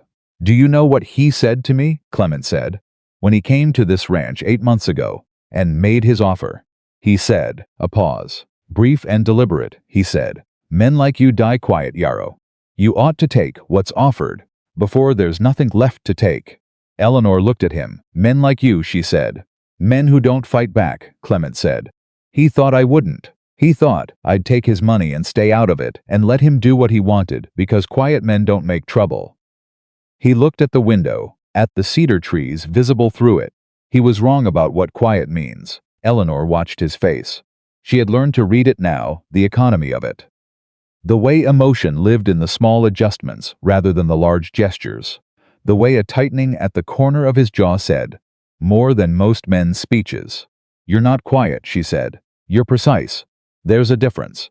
He looked at her. Something shifted in his expression. That deep, careful shift she had been watching happened incrementally over 4 days. The slow movement of a man who had built walls not for cruelty, but for survival, and was beginning, brick by brick and without announcing it, to take them down.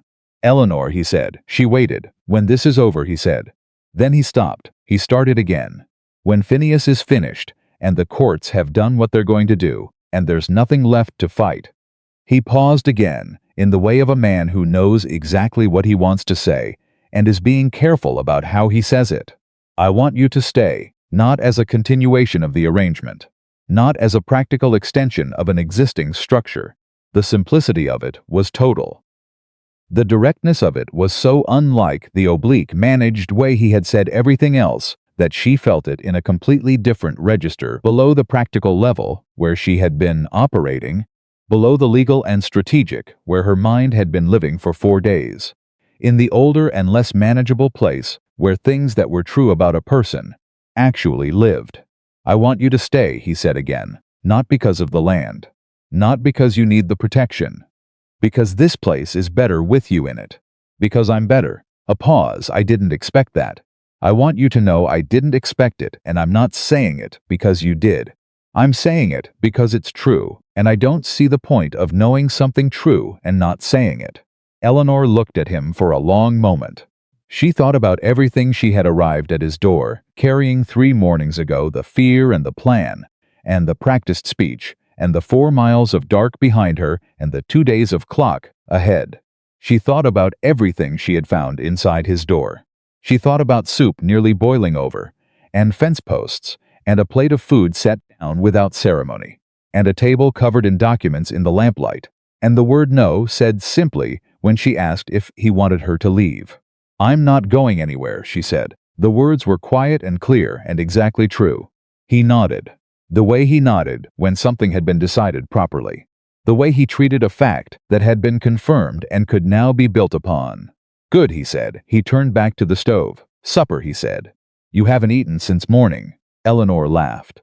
It was a real laugh, the same kind that had surprised her 3 nights ago over the overboiling soup, unguarded and sudden and full. She pressed her hand briefly over her eyes and laughed at the absolute ordinariness of a man who had just said the truest thing anyone had said to her in years, and then turned immediately to practical matters. And she thought that maybe this was what it actually looked like, from the inside, not the way stories told it, not the grand declarations and the sweeping gestures, but a man at a stove making sure you'd eaten, and a kitchen full of documents and cedar trees outside the window, and a life being built, piece by piece, from honesty and work, and the kind of steadiness that doesn't announce itself, because it doesn't need to. The letter from Thomas Whitfield arrived 2 days later. He would take the case.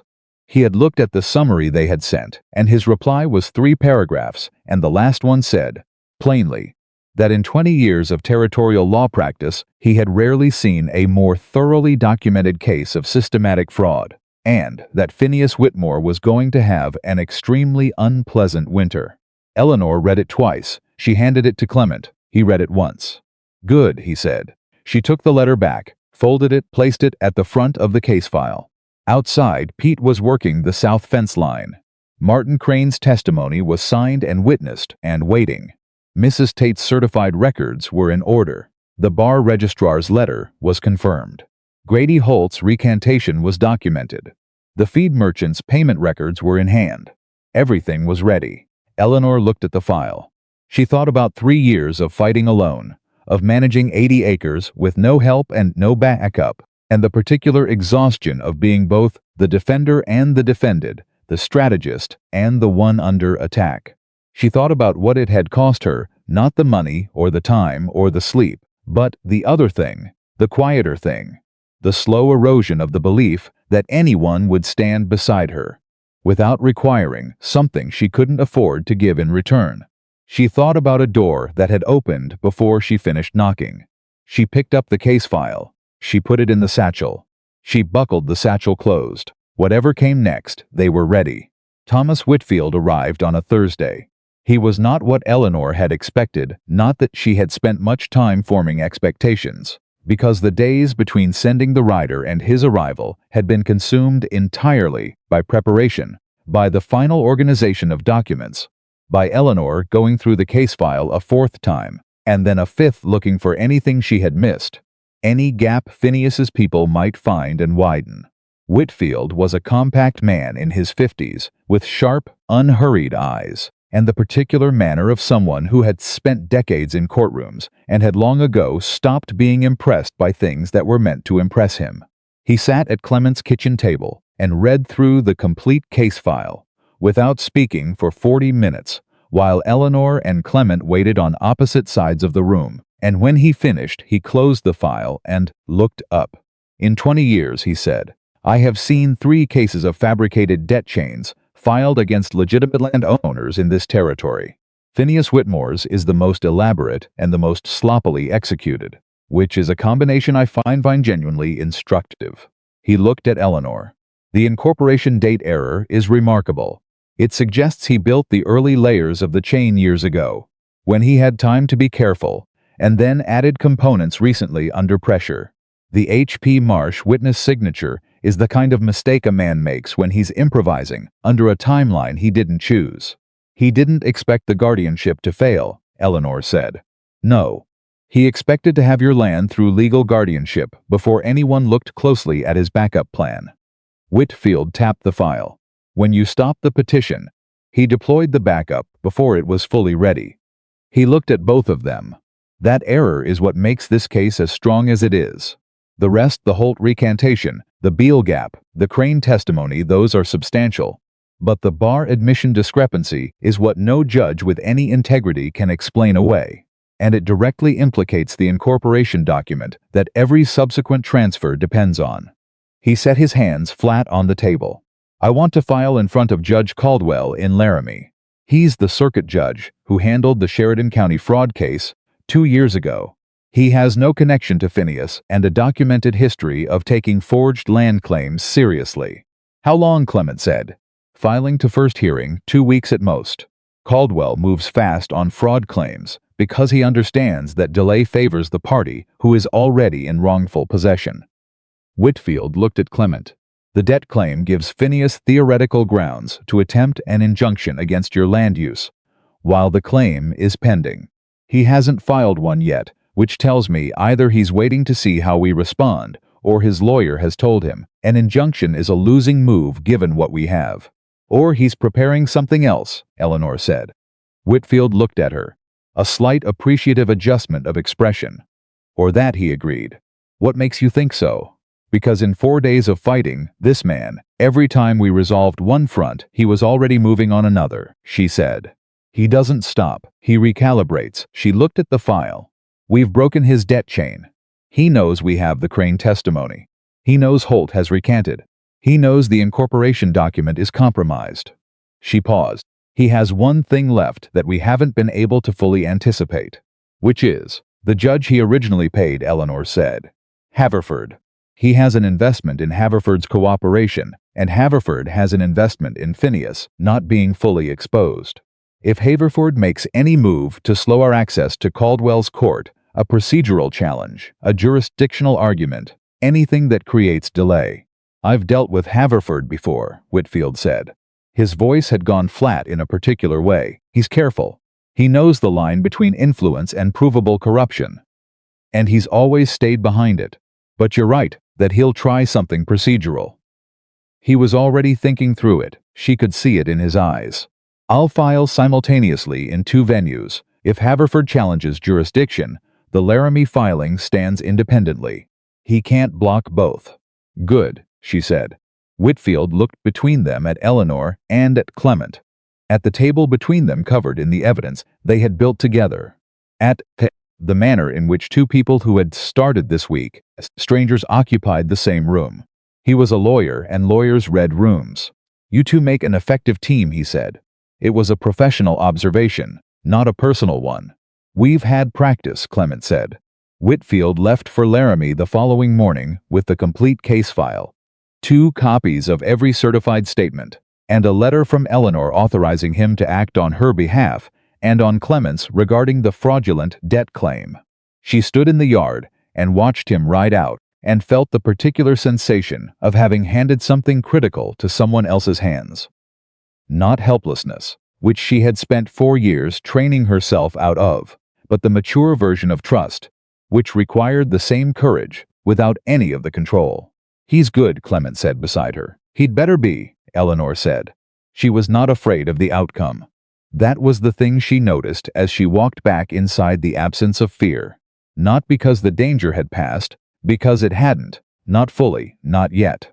But because she had done everything that could be done. The documents were complete. The witnesses were secured. The attorney was filed. She had built the strongest possible version of the truth and set it in motion.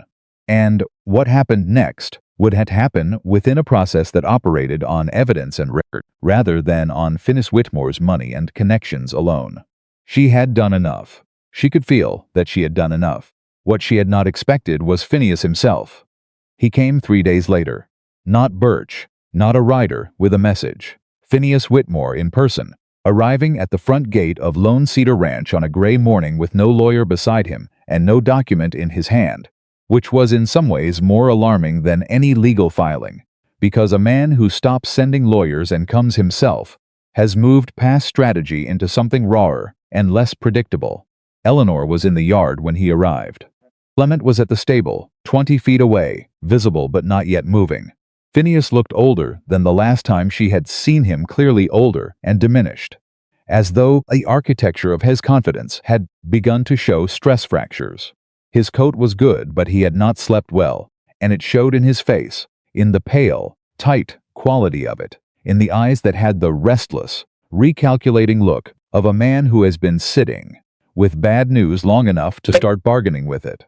"Eleanor," he said. She did not move from where she was standing. "You've made your point," he said. He kept his voice even. She recognized the tone. It was the one he had always used with her when he thought he was managing her. The warm, avuncular tone of a man addressing someone he considered an obstacle rather than a person. "You've been very thorough. Your lawyer is good.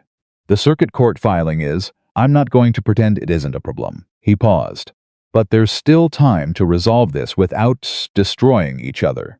"You came to offer another deal," Eleanor said. "I came to be reasonable. A quality I've perhaps not demonstrated sufficiently." "You fabricated a debt claim against my husband's land," Eleanor said. "You paid a man to lie in a sworn statement.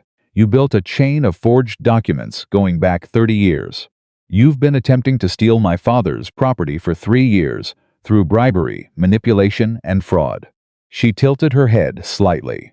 "What part of that is the part we're being reasonable about?" Phineas's jaw tightened. "You don't understand."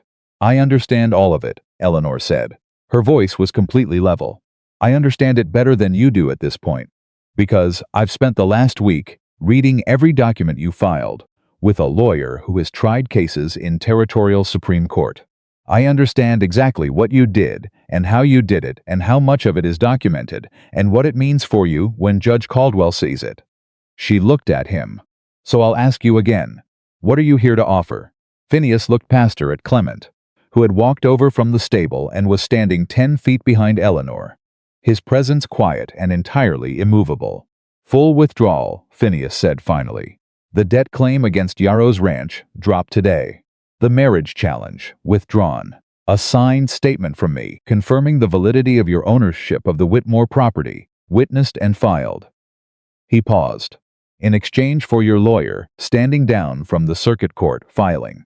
Eleanor let the offer sit in the air for a moment. "That's what you came with," she said. "It resolves us everything." "It resolves everything for you," Eleanor said. "It gives you a way out before Caldwell sees the evidence. It stops the investigation before it establishes the full record of what you've done." She looked at him. "You're not offering me resolution. You're offering me silence.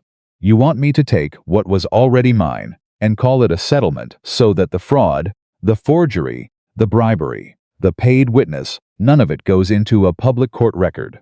Phineas said nothing. "No," Eleanor said. The single syllable fell between them with the weight of everything that had led to it. 4 miles walked in the dark. 4 days built document by document at a kitchen table. 4 years of her father's land defended by a woman who had been told she was too inexperienced to manage her own affairs. Phineas looked at her for a long moment. Something moved in his face, not remorse. She did not believe it was remorse, but something adjacent to it, the particular expression of a man who has finally, fully understood that he has lost, and is processing what that means. "You're going to ruin me," he said. "You ruined yourself," Eleanor said. "I'm just making sure it's on the record." He looked at Clement. One last time, the look of a man seeking a different answer from a different source. Clement looked back at him. He said nothing. He did not need to. Phineas Whitmore turned his horse and rode away from Lone Cedar Ranch. And Eleanor watched him go with the steady, clear eyes of a woman who had decided 4 years ago that she would not look away from hard things and had kept that promise to herself every day since. When he was gone, the yard was very quiet. Clement came to stand beside her. "He won't come back," he said. "No," Eleanor agreed. "He knows what's waiting for him in Laramie." She was right. Judge Caldwell's first hearing convened 11 days later, and Whitfield argued for 4 hours with the systematic, documented thoroughness that Eleanor had handed him. and by the time the second day of proceedings concluded, it was evident to everyone in the courtroom, including, she was told by Whitfield's letter, the two land agents who had purchased promises from Phineas and arrived to understand what had happened to their investment, that what Phineas Whitmore had attempted was not a property dispute or a family misunderstanding, but a deliberate multi-year campaign of legal fraud. Haverford did attempt a procedural challenge on the first morning. Whitfield disposed of it in 40 minutes. The investigation expanded as Eleanor had predicted. The county sheriff's involvement grew. Two other families in the territory came forward during the Caldwell proceedings with similar stories, smaller attempts, less elaborate, but bearing the same signature of a man who had spent years identifying vulnerable properties and manufacturing legal mechanisms to take them. Phineas had done this before. They had not been his first targets, but they were going to be his last. Phineas Whitmore surrendered his legal practice in October. By November, the Territorial Authority had filed criminal charges on 3 counts of fraud and 1 count of subornation of perjury for the Holt testimony. Birch departed the territory. 8. Judge Haverford resigned from the bench on the grounds of declining health, which everyone understood to mean something else entirely. Eleanor received a certified copy of Caldwell's ruling in mid-November. She read it at the kitchen table at Lone Cedar Ranch, with Clement sitting across from her and Pete visible through the window, doing something useful and ordinary with the south fence. And the ruling said what she had known it would say, that the debt claim against Yarrow land was declared fraudulent and void, that the marriage challenge was dismissed with prejudice, that Eleanor's ownership of the Whitmore property was confirmed and protected, that the full record of Phineas's actions was entered into the permanent territorial court record, where it would stay. She read it once. She set it down. She looked at Clement. "It's done," she said. He looked at her across the table. The same table where they had built the case that ended it. The same lamp, the same worn wood, the same cedar trees outside making their sound in the wind. "Yes," he said. And then, because he was Clement Yarrow, and because this was how he marked things, not with speeches, but with the next necessary act, he got up and poured 2 cups of coffee and set one in front of her and sat back down. She picked up the cup. She held it in both hands the way she had on the first morning, when she had arrived at his door with a plan and the world had turned differently than she expected. "I've been thinking," she said, "about the Whitmore property." She wrapped her hands around the warmth. "I've been running it alone for 4 years, and I've been doing it by refusing help because help always came with conditions I couldn't meet. The deed is in my name, my father's name before that. I'm not giving that up." She paused. "But I've been thinking about what it would look like to run it as part of something larger. The timber rights to the north, the pasture land to the east. If someone with existing cattle operation and established water access wanted to expand." She looked at him. "It would make both properties more viable. As a combined operation." Clement was quiet, listening with the full particular attention she had come to know as his most reliable quality. "You're talking about managing the 2 ranches together," he said. "I'm talking about what 2 people who are already making decisions together could build if they did it on purpose," Eleanor said. "Not because the law requires it, not because one of us needs the other's protection, because it makes sense, and we're good at it." And she paused, and the next words came without rehearsal, without the careful planning she usually brought to important things. "Because I meant what I said. I'm not going anywhere." Clement looked at her for a long moment. She had learned, over the weeks since that first morning, to read the long moments, to understand that they were not hesitation, but consideration, the time a man with his particular history took to make sure the thing he was about to say was the thing he actually meant. She had learned not to fill them. She waited. "Your father's land stays yours," he said. "Completely and always. That doesn't change." "I know," she said.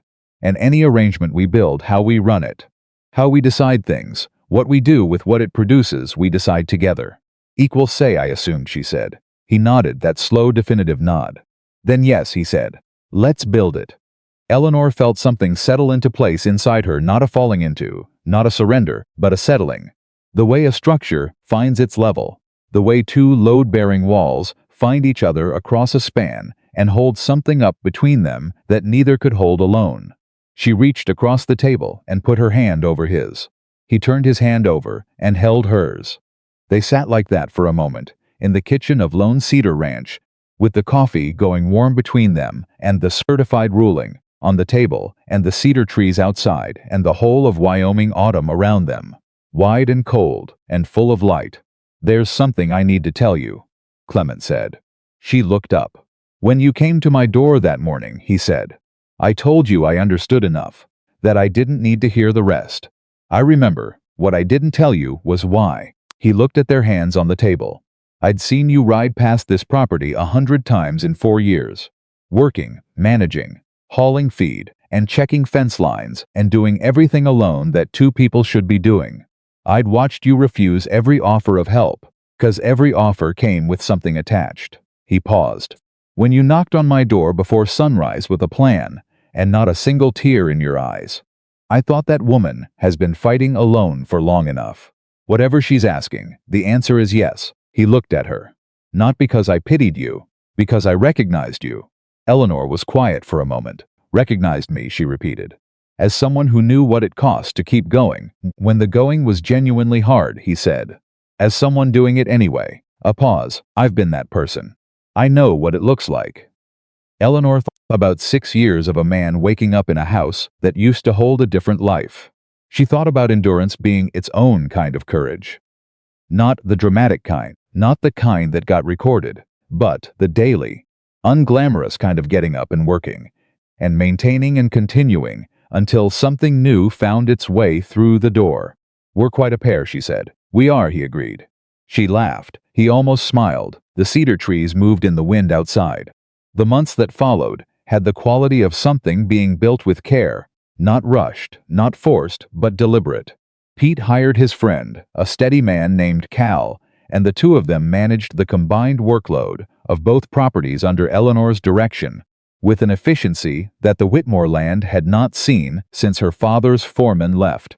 She brought the ranch records into a combined system, organized by season and operation, cross-referenced with Lone Cedars, and the picture that emerged was of two properties that had each been limited by their solitude, and then that, together, had possibilities neither alone could reach.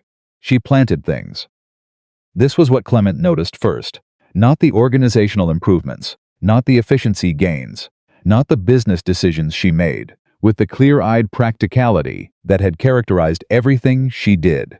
He noticed that she planted things: flowers beside the front step, a kitchen garden along the south wall, a row of young trees along the eastern property line that would take years to mature, but that she put in anyway, with the particular faith of someone who planned to be there to see what they grew into.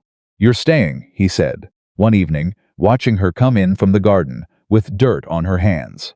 She looked at him. "I know I said I was," she said. "Saying it and planting a row of apple trees are different things," he said. She looked at the dirt on her hands. She thought about the trees. She thought about what it meant to put something in the ground that you intended to still be there for. She thought about a woman who had spent 4 years fighting to keep land she loved, and had spent those 4 years unable to imagine what it would look like on the other side of the fight when the fighting was done and there was only the living left. "Noose, I am staying," she said. The apple trees grew. Not fast, nothing grew fast in Wyoming, where the winters were long, and the soil asked for patience before it gave anything back but steadily. The way things grew when they were rooted properly, and tended consistently, and given the time they needed. By the spring following the Caldwell ruling, both properties were running at a level neither had reached in years. Eleanor hired 2 more hands for the Whitmore land's timber operations, negotiated a supply agreement with a mill in Cheyenne that tripled the income from the North Ridge, and paid every outstanding debt on both properties within 6 months.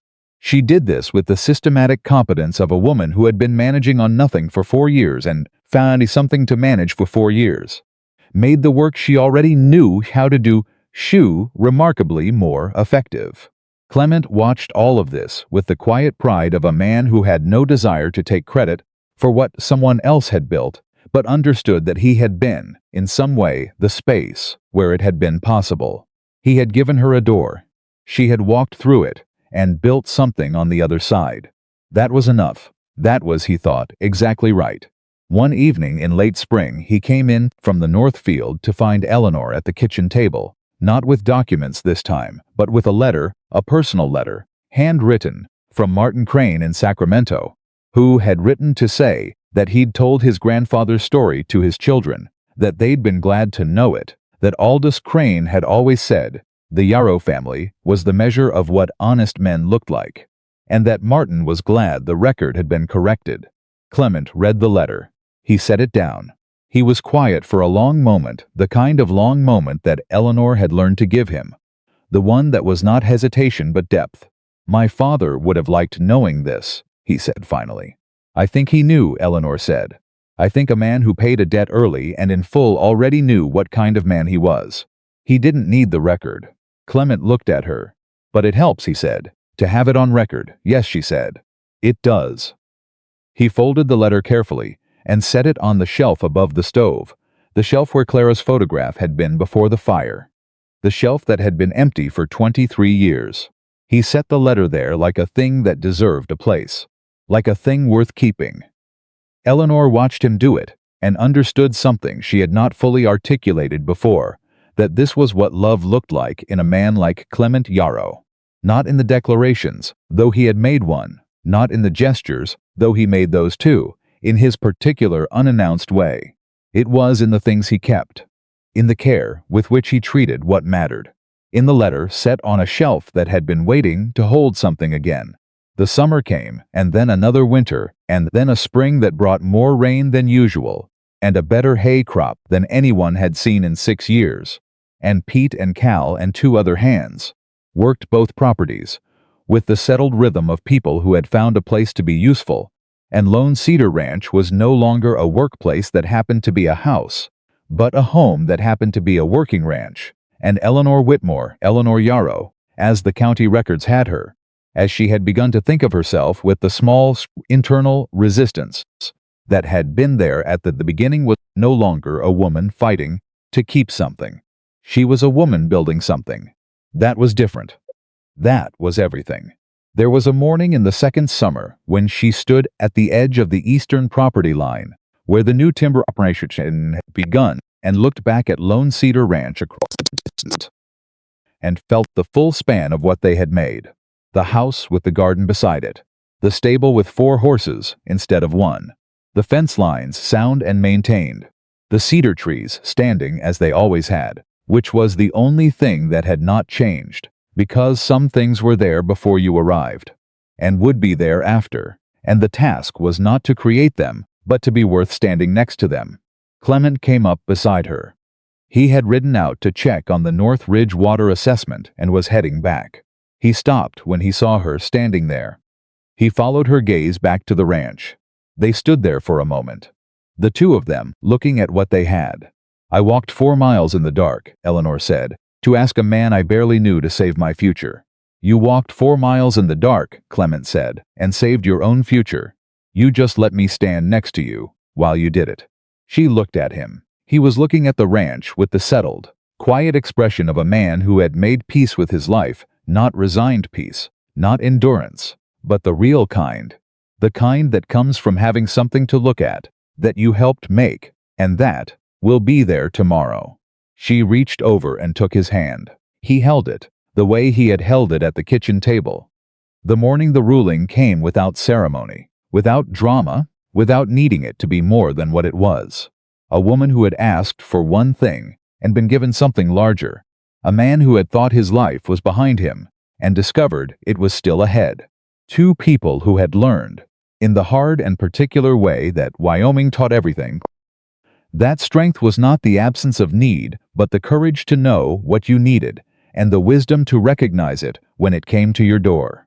Lone Cedar Ranch stood in the morning light, solid and enduring, and Eleanor and Clement Yarrow stood beside each other in the certainty of 2 people who had chosen each other freely and completely and with full knowledge of the cost, and had decided, without hesitation, that it was worth it. She had whispered, "Marry me to save me," and he had said yes. And in the end, they had saved each other in every way that mattered. And the life they built on the other side of that, yes, was more than either of them had dared to want. It was theirs, fully, finally, and without condition. And that was enough. That was everything. That was home.